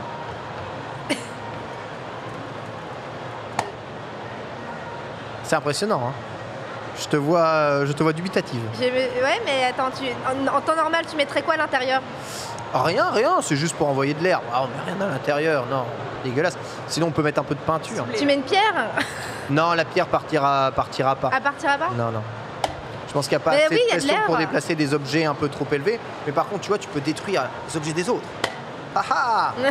Pas assez d'air pour faire tomber ça. C'est dire à quel point le... Oh là là, mais l'arme de Sonic est tellement solide. C'est terrible. Bravo. Ok, super. Voilà. Et ben, de ton côté, Satoko, c'est bon?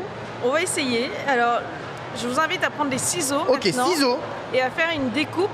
Justement, ça sera l'ouverture pour faire entrer l'air. Très bien, une découpe pour faire entrer l'air. Il y a trop de pression ici. Il y a trop de pression, donc tu vois... Et si on a mis du scotch, c'est pour qu'on ait des endroits un peu solides pour que le sac ne se déchire pas. Exactement, tu prends eh bien, une partie, tu vois, une partie là où il y a ton scotch, et tu peux découper même limite comme ça pour faire rentrer directement, pour créer un trou pour faire rentrer l'air. D'accord. Je te conseille la partie la plus légère.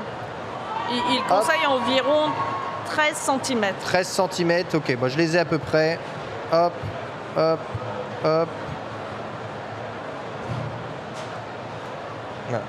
Donc Tu coupes à partir de là? Ouais, environ. En fait, il faut juste pouvoir créer une ouverture.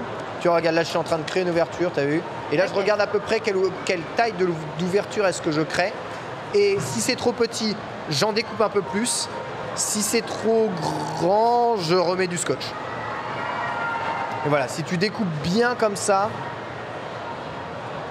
voilà, pas trop profond, voilà, stop. Ressort. C'est ça. Ressort. Là, tu l'as découpé quand même vachement par là. Tu vois, là, tu as une taille de trou qui est quand même grande. Et tu as découpé, en fait, tu as découpé très proche de là où il n'y avait pas de renfort, là. Ah. Tu vois, en fait, il faut découper après, là, il fallait découper au centre des renforts. Ouais. Je vais rajouter du renfort. Rajoute du renfort parce qu'ici, ça va céder, si c'est sûr et certain. Voilà, que ce soit bien, tu peux remontrer avec le plan zénital. Donc tu vois ici, là, lorsqu'on découpe au centre, vous voyez, il faut que toute ma partie de scotch jaune entoure globalement le trou que j'ai fait. Je pense qu'il est encore un peu léger, là. Je peux le continuer un peu par ici, parce qu'il faudra quand même rentrer 15 cm de sèche-cheveux, enfin de longueur de sèche-cheveux. Et oui, je sais, la science c'est rigolo. Hop, tac, voilà. Bon là je suis pas mal. Là je suis vraiment pas mal. Je suis vraiment pas mal. Ensuite, il ne faut pas oublier qu'on a créé une petite fente là, et du coup elle va avoir tendance à s'ouvrir au fur et à mesure. Donc moi je serais d'avis de mettre un petit bout de scotch dans ce sens-là, à la verticale, histoire de stopper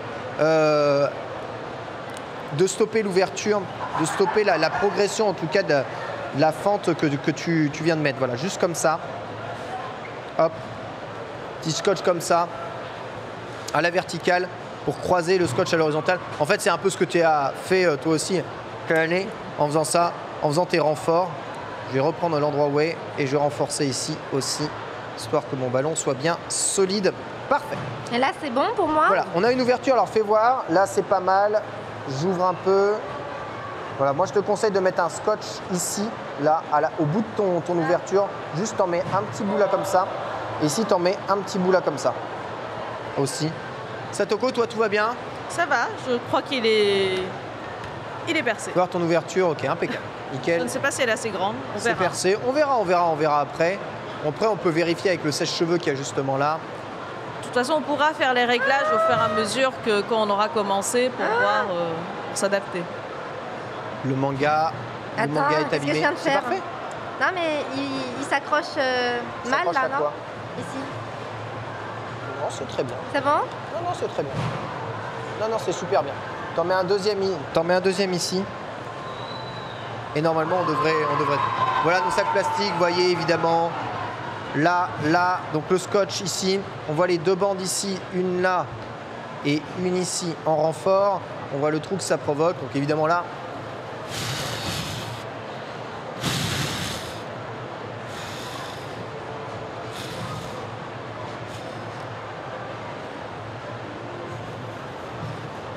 Voilà, on peut voir le volume d'air qui peut remplir évidemment ça. Et déjà, donc c'est de l'air qui sort de moi.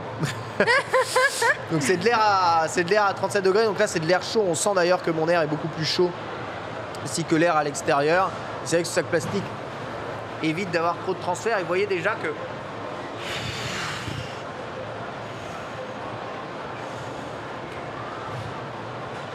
juste avec cet air-là, ouais, donc le ballon a tendance à tomber, mais a tendance à monter quand même un tout petit peu. On va dire que le ballon ne s'effondre pas sur lui-même. L'air a tendance à être un peu plus chaud ici qu'à l'extérieur. Du coup, c'est très léger parce que là, il y a beaucoup de vent. Mais quand on chauffera encore plus cet air-là, vous allez voir qu'il va avoir tendance systématiquement à remonter. Et je vais vous expliquer pourquoi après. Donc voilà, ça marche. Le ballon peut se remplir, on voit quand même une certaine forme de solidité. Je vais vider mon air, hop, ici. Parfait. C'est bon, c'est validé. Bon. Bah, c'est rempli. C'est bon. Impeccable. Ça a l'air tout. Ça a l'air tout bon. Étape ça a l'air suivante. bon. Étape suivante. Alors, comme je pense que le ballon n'est pas assez grand pour pouvoir nous soulever, on va créer une nacelle à fixer sur le ballon. Oh là, comment ça marche ça? C'est facile, je pense qu'on va faire très simple. On va couper un petit bout de carton. Alors s'il est trop grand, il pourra peut-être pas être soulevé, donc on va rester assez petit. Prendre un bout de carton et dessiner notre nacelle dessus. D'accord. Voilà, tout simplement. Okay. Alors. Absolument incroyable. On va faire dessin très simple. Voilà. Et cette nacelle, on va prendre un fil et le fixer sur le ballon aux extrémités du scotch. Comme ça, il pourra être suspendu sur le ballon. D'accord. Voilà. Et ensuite, effectivement, on fera l'expérience de soulever l'intégralité du ballon. Vas-y, let's go. Allez, Donc, Ok. t'as compris là, Kayane, comment est-ce qu'on fait? Bah non, moi je copie toujours les premiers de la classe. Oh. Commence par découper le petit Oui, carré. j'ai coupé. Et tu fais la nacelle de... Tu peux dessiner Senku, tu peux te dessiner dans la Ah, je vais montgolfière. faire un petit dessin. Ah, tiens. Petit carré, Il y a des- évidemment. Alors. Donc c'est là qu'on montre ses talents de dessinateur. Bien sûr. Ça fait vraiment office de nacelle, ça? C'est... Faut pas en découper Ah. plusieurs. Je pense que ça peut... Fais un petit pouillot. Ah ouais, non mais... Il y en a marre, là. Marie-Laure, elle sait vraiment dessiner. Non. Ça, je dessinais ça, mais au collège. Oh. Des petits dessins comme ça, tu vois. Mais oui, regardez. C'est de la triche. Regardez-moi, enfant de 3 ans. Voilà. Madame dessinait ça au collège. Ouais, mais je suis restée au niveau collège. Pendant que moi, j'écoutais les cours. Les oreilles. Voilà. Donc, je vais bien t'avouer que là, la nacelle, je sais pas trop où on va la mettre. On la met où, ce petite tige Cette petite tige, je la mets où exactement? Alors, on va prendre un fil Un qui est fil alors, derrière ton arme. Derrière mon arme, tout à fait. Voilà les fils. Voilà. Et qu'est-ce qu'on en fait? Tiens, je te donne le fil. Merci. Merci. Bah, on va juste simplement le scotcher sur la nacelle Ok. et l'autre bout. Ah, c'est sur pour le ballon. C'est pour représenter ce Voilà. qui vole en fait. C'est ça. D'accord, ok. C'est pas une vraie nacelle, on construit pas une cage en entier. Non, en non, fait. non. Très bien. Ça va Ok. être trop T'as un peu compliqué. de fil là. On va chacun D'accord. un peu de Pour fil. combien de... Bah écoute, à peu centimètres près ce que tu veux. Imagine, ça va pendouiller au ballon. Donc, Ok. Yep. assez en tout cas pour pouvoir le scotcher ici derrière la nacelle et assez pour pouvoir le fixer ensuite. Faut pas perdre le fil avec le ventilo. Ah ouais, j'avoue que ça souffle. Hein. Ça souffle fort. Impeccable. Non, les ventilateurs sont très bien, ne t'en fais pas. Vous savez que une montgolfière, une fois que c'est créé, tu sais, on se dit, mais comment vous dirigez la montgolfière? On a dit, une montgolfière, c'est dirige avec le vent. Donc c'est le vent qui emmène la montgolfière là où le vent va. Donc il faut bien étudier les courants de vent en altitude pour eh bien, manipuler et diriger évidemment sa montgolfière. Regardez, magnifique. Donc là, ça se vole et on le fixe à notre ballon, c'est ça? On le fixe alors aux extrémités de ton ballon. Je pense les deux. Voilà. Plutôt là, ça. Hein. Et de l'autre côté. Ah, et de l'autre côté aussi, donc faut en faire deux? Faut faire deux fils. Ah, faut Deux faire- fils pour le suspendre. Ah oui, d'accord, deux fils, un comme ça, oui, d'accord, ok. C'est ça. Ah oui, deux fils de taille équivalente. Ah oui, d'accord, ok. Ça y est, j'ai compris, ok. Désolée. L'explication était un peu. Désolé, non, mais c'est moi, compliquée. hein, c'est moi, hein, évidemment. Ok, deux fils. Ah, très bien. Donc, alors ça, Voilà. ça me parle. Ça me parle, hop, tac. Tiens, je t'en prie, si tu, je sais pas si tu cherches Deux encore un plus, fil. je pense, mais bon, je pense que deux suffira. Ouais, deux suffiront. Voilà, je remets mon fil là. De fil de taille équivalente. Yes. De toute façon, si les tailles sont pas équivalentes, c'est pas grave. Une fois scotché, tu pourras les réajuster. Tac, ok. Là, j'ai bien fixé mes fils. Vous voyez, donc là, je vous montre. Hein. Désolé la caméra. Hop. Donc là, vous voyez, il n'y a pas forcément une taille équivalente. Il y en a un peu plus grand que l'autre. Je les tends bien, tous les deux. Hop. Attends, je vais les tendre comme ceci. Voilà. Et une fois que j'arrive à la fin tac, du fil, j'utilise mes doigts hop, pour découper. Tac, ce qui va me permettre d'avoir les deux fils de taille identique, impeccable. Et ces deux fils, eh bien, je vais les scotcher à chacune des extrémités du ballon. Ce qui va me permettre d'avoir, eh bien, normalement, hein, une nacelle isocèle incroyable. Pour que le passager ne tombe pas. Hein? Pour que le passager ne tombe pas de la montgolfière. Bien sûr, c'est très important. Ce serait ballot. Mais bien entendu. Voilà, petit bout de scotch ici. Tac. Tac, impeccable. On va réitérer ça justement là. Oh, ça commence à prendre forme là. Mais bien sûr. Alors évidemment, je ne sais pas si dans un monde de pierre, faire voler un petit dessin est très utile. Mais par contre, si vous réussissez à appliquer ça, on va dire à quelque chose de beaucoup plus grand. C'est exactement le même principe que Senku a utilisé dans Dr Stone. Tout à fait. Mais on a un peu plus évolué. Eh oui. La nacelle est peut-être trop... Ah, je suis bien là. Ouais, t'es bien. Ah ouais, d'accord, toi ça pendouille vraiment beaucoup, hein, Satoko. Je pense que j'ai fait des fils trop longs. Je vais raccourcir. Il faut que je raccourcisse peut-être aussi. Ah, je sens quand même du poids. Hein. J'ai mis beaucoup de scotch, j'espère que ça va aller. J'espère que le poids ne... Ok. En plus, on nous dit qu'il nous reste 7 minutes, donc il faut vraiment qu'on fasse voler ça. Donc une fois que ça est terminé, on n'a plus qu'à chauffer le ballon. C'est ça. La dernière étape, c'est de faire rentrer l'air avec un sèche-cheveux. Ok. Donc ça, je vais essayer ça.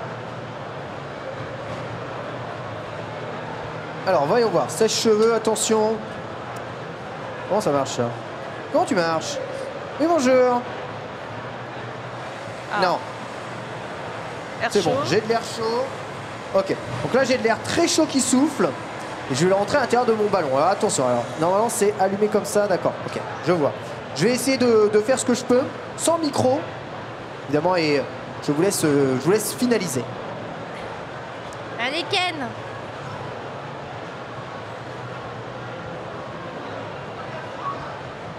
Alors, on peut peut-être s'y mettre à deux.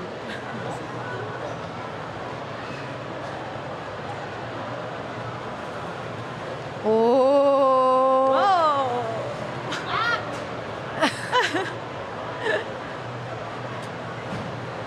Il s'envole bien. Après, il faut que l'air reste dedans, je pense, pour que ça puisse continuer.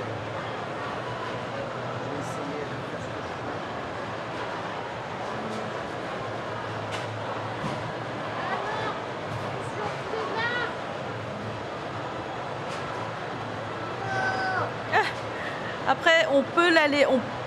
Ah. T'es coincé au sèche-cheveux là. Après, s'il ne s'envole pas assez, on peut peut-être réduire le poids du passager. Généralement, ça devrait l'aider.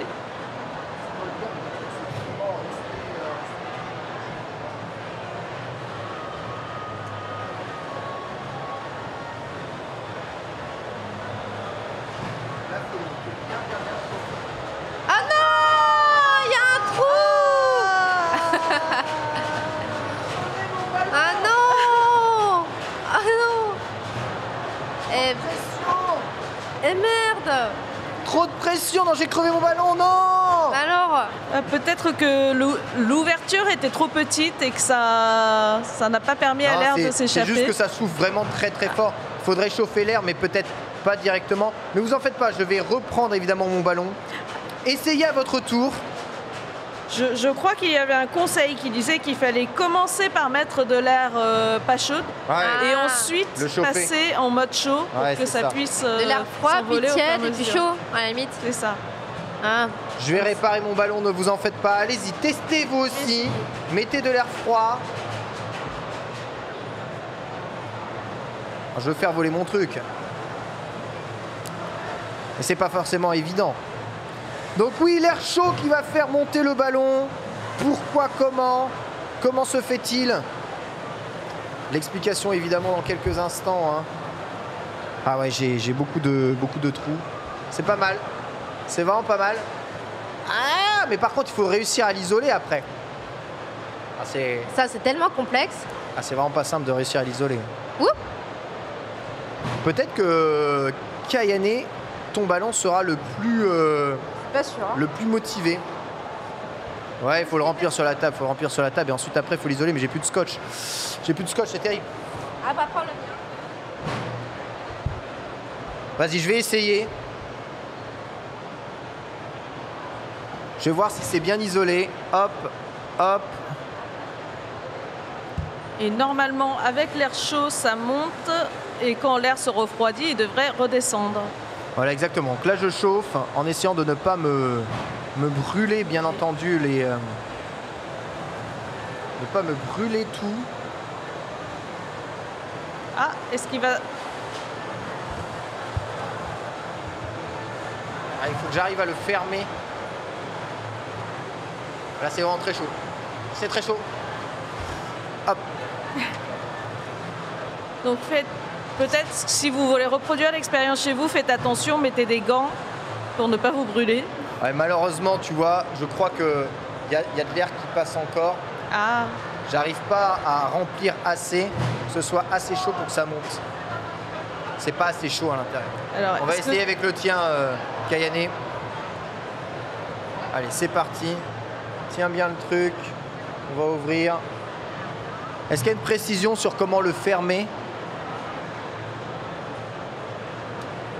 Attention, 3, 2, 1, c'est parti. Ah. L'ouverture. Parfait. Ça marche. On ouvre bien, Et là, il faut chauffer l'air dedans. Hein. Désolé. Hein. Vraiment chauffer l'air, Je recule. C'est vraiment l'air chaud qui va permettre au tout de monter. C'est pas forcément remplir d'air, c'est vraiment chauffer l'air qui est à l'intérieur, c'est surtout ça. Voilà, parfait. Tiens-le bien comme ça. Impeccable. On continue de chauffer, je sens que ça chauffe là beaucoup. Et voyez, regardez, plus ça chauffe, plus ça monte. Regardez. Regardez, plus l'air chauffe, plus elle monte. Voilà, ça marche bien là. Regardez comment ça monte de plus en plus. Vous voyez, il se redresse. Plus il fait chaud à l'intérieur, plus ça se redresse. Et là, il faudrait que ça chauffe encore plus. Ah! Il y a tout qui monte. Et là, pour qu'il vole, ça va être compliqué. Alors attention, vas-y. Si tu le lâches, il va partir en vrille, malheureusement. J'ai l'impression que c'est un poil trop lourd, là, nos ballons. Vas-y, comme ça. Ça va... Et là, on attend un peu. C'est encore très très chaud. C'est très très chaud. Vas-y, c'est bon, lâche. Allez, l'air, on voit l'air chaud maintient le ballon, mais ouais, malheureusement, c'est pas encore assez chaud pour qu'il puisse monter. En fait, l'air s'enfuit trop par notre cavité. Il faudrait pouvoir fermer, emprisonner l'air chaud, ou au moins le mettre en continu. Dans une montgolfière, on emprisonne tout dans la montgolfière et on peut réchauffer de temps en temps. Plus c'est chaud, plus le ballon va monter, plus c'est entre guillemets frais, plus le ballon va descendre. Il y a aussi une histoire de lest que l'on peut lâcher pour refaire monter évidemment le ballon. Tu veux retenter? Juste ici, je t'en prie. Mais j'ai l'impression que ce sèche-cheveux n'est pas très très chaud. Il faut vraiment que l'air soit très très chaud. Après, peut-être que l'air extérieur est trop chaud aussi. Oui, ça c'est vrai. Et le ventilo, ça aide pas non plus. Le ventilo, ça aide pas. Le ventilo, ça aide pas. Wouh! Alors ça marche, mais là, ce qui fait voler le ballon plus, c'est l'air expulsé du sèche-cheveux. donc qui crée un courant d'air qui va, comme le vent, pousser le ballon. Il faudrait vraiment montrer que juste avec l'air chaud, sans utilisation de sèche-cheveux, voilà, exactement, comme ça Toko est en train de faire, juste en chauffant l'air, ça suffit à faire en sorte que le ballon soit maintenu en hauteur. Mais pour ça, voilà, il faut vraiment que ce soit emprisonné à l'intérieur et bien chaud. Ici, expérience scientifique un tout petit peu ratée. Mais en 3 exemplaires, tu vois. Bah oui, en 3 exemplaires. Il n'y en a pas un qui tient. Il n'y en a pas un qui tient, c'est vrai. Alors je sais pas si on a un petit mouchoir. S'il n'y en a pas, je vais juste retourner ça. Ah non, je peux pas. Incroyable. Est-ce que je peux effacer avec ça? Oui, c'est bon. Donc là, je peux rapidement vous expliquer un peu le principe du montgolfière et vous allez très vite comprendre, notamment dans ce climat de forte canicule. Comment est-ce que ça fonctionne? Alors, vous savez, un des gros problèmes de l'air chaud, c'est qu'il est, il est moins dense que l'air frais. Du coup, il a tendance à remonter. L'air chaud monte tout le temps. Si jamais vous êtes en appartement et que vous êtes notamment sous les toits, l'air chaud va s'emprisonner souvent sous les toits et vraiment chauffer énormément. Plus vous êtes haut dans un appart, plus l'air chaud va s'accumuler en hauteur, s'emprisonner. C'est pour ça qu'il est très désagréable aussi d'être sur toit. Ça aussi parce qu'on a directement la chaleur ici. Donc, le principe d'une montgolfière, c'est justement d'emprisonner justement un gros bac d'air chaud, donc que l'on chauffe ici. Donc ici c'est notre sèche-cheveux là, qui va envoyer de la chaleur. Plus ici c'est chaud, plus évidemment la montgolfière va monter et s'élever, puisqu'à l'extérieur, eh bien, on a une température inférieure. Alors, il y a des formules évidemment pour ça, je pourrais vous poser évidemment toutes les formules ici. Sachez que dans une montgolfière, l'idée c'est que le volume d'air soit généralement identique, et ce que l'on va faire varier, c'est ni plus ni moins que la température, et ceci va faire varier la pression de l'air à l'intérieur. Il y a une petite formule qui est la formule des gaz nobles qui peut expliquer ça, qui est la pression fois le volume égale 2 constantes qu'on appelle NR fois la température. Cette égalité, elle indique que si la température augmente, la pression fois le volume du gaz va augmenter. Donc notamment si le volume est fixe, la pression va augmenter. Et du coup, tu vas envoyer beaucoup plus de pression sur l'extérieur de la montgolfière, ce qui va la projeter vers le haut, tout simplement. Donc cette petite formule-là explique en partie pourquoi est-ce que les montgolfières montent et pourquoi est-ce que l'air chaud va avoir tendance à remonter là où l'air froid va avoir tendance plutôt à descendre. C'est ce principe qui est utilisé pour la montgolfière. Évidemment, il faut donc équilibrer le volume, puisque tout ceci va créer une force qui va l'entraîner vers le haut, avec le poids de la nacelle et de la montgolfière. C'est pour ça qu'on fait souvent varier le poids de la nacelle. C'est pour ça que dans une montgolfière, vous avez très souvent un nombre limité de personnes qui peuvent monter dessus, parce qu'évidemment, il va falloir une quantité d'air et un volume d'air très important pour créer une force extrêmement forte pour pouvoir lever tout le monde. On a tendance aussi à lâcher du lest pour pouvoir remonter. On a tendance à diminuer le flux d'air chaud pour pouvoir redescendre. Attention, cela dit, ne pas redescendre trop rapidement. Si jamais un trou arrive dans la nacelle, l'air va s'évaporer, l'air chaud va s'évaporer et la différence de pression entre l'extérieur et l'intérieur va alors avoir un effet dramatique. Vous n'allez plus pouvoir maintenir une pression supérieure à l'intérieur. Vous allez du coup, malheureusement, chuter. Voilà pourquoi il faut que nos montgolfières soient bien renforcées pour que ces dernières s'envolent. C'est pour ça que sur un sac aussi léger que celui-ci, si on arrive vraiment à faire monter le volume d'air chaud à l'intérieur, systématiquement cette dernière va monter. Alors il y a plusieurs façons de faire ça. Ça c'est le principe de la montgolfière avec l'air chaud. C'est le principe du dirigeable. T'aimes beaucoup toi Final Fantasy Kayane. Ouais. Avec un dirigeable, on va souvent non pas mettre de l'air chaud, mais un gaz qui est moins dense. Souvent c'est de l'hélium qu'on utilise justement à l'intérieur, moins dense que l'air pour pouvoir maintenir ceci en hauteur. Voilà un autre principe. Là, on n'a pas de gaz, on a juste, si on a le gaz, on a l'air de base que l'on chauffe. Ça demande une grande volume. Et un des problèmes de ça comparé évidemment au dirigeable, c'est que ça c'est pas dirigeable. Donc la montgolfière, vous ne pouvez pas la diriger. Elle se dirige en fonction du vent qui souffle et des courants de vent qui soufflent.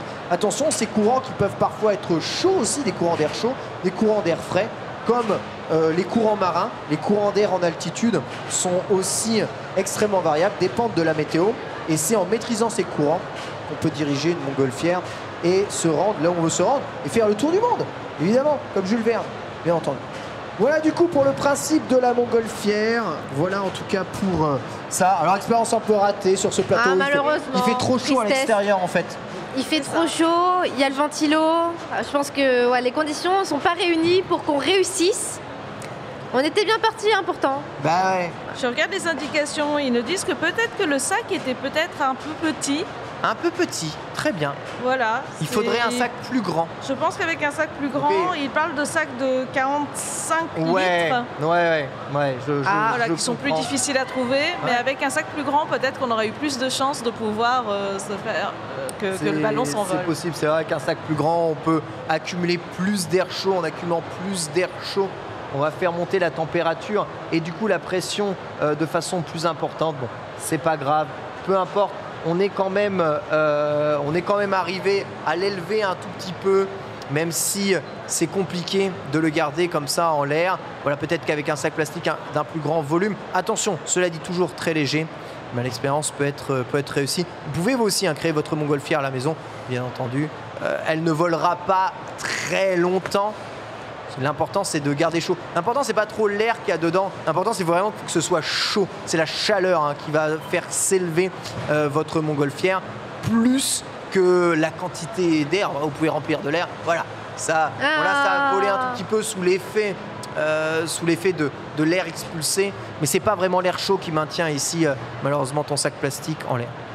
Peu importe, on aura tenté ici, on aura crafté. On aura tenté. Et on a pu voir les talents, évidemment, de dessin de Kayane, mais aussi ses talents de crafting. Talent de crafting, mais talent de copie. Talent de copie. De copie du voisin d'à côté. Voilà. Talent de copie du voisin d'à côté. C'est formidable. Merci à tous de nous avoir regardés. Merci à Kayane d'avoir été c'était un plaisir, malgré le fait qu'on n'ait pas réussi. C'est tristesse, mais j'ai partagé un bon moment. En vrai, on a à moitié réussi. J'ai vu l'effet se produire sur le sac que j'avais construit. Le problème, c'est que le volume d'air était trop important et que ça a crevé mon sac. Mais on commençait à avoir quelque chose. On commençait à avoir quelque chose. Pour moi qui n'ai aucun talent en sciences, ça veut dire que même moi, il y a possibilité de faire quelque chose de concret. Mais on pourrait recréer cet effet-là avec plus qu'avec un sèche-cheveux qui envoie l'air comme ça. Vous pouvez le faire avec une bougie. Une bougie et le feu qui va donc créer de l'air chaud. L'air chaud va forcément s'accumuler vers le haut. Et si vous mettez une bougie bien au centre du coup de ce sac, donc juste comme ça, en évitant évidemment que ça touche, vous allez voir immédiatement l'air s'accumuler et l'air gonfler et votre montgolfière tenir directement vers le haut. Le principe de la montgolfière, c'est avec du feu.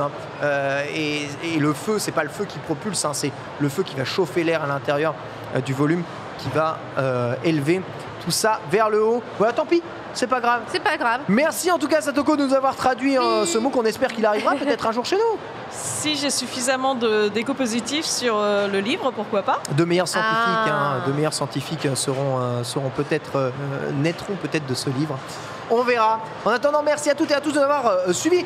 On rappelle la suite évidemment de ce Glénat Manga Festival. Ça continue avec le jeu de rôle Shangri-La Frontière dans quelques instants. Alinkus va nous cuisiner Adibou et Lox et on va s'immerger dans le monde de Shangri-La Frontière avec un jeu de rôle de sa confection. Le voilà, le tome 5 de Shangri-La Frontière qui est disponible justement ici et l'animé qui arrive dans quelques mois déjà annoncé. C'est dire le succès de ce titre de chez Kodansha, c'est ça, Shangri-La Frontière, formidable. On marque une courte pause histoire de faire les changements et on se retrouve tout de suite en direct sur Twitch mais aussi en direct de cette Japan Expo 2022. À tout de suite.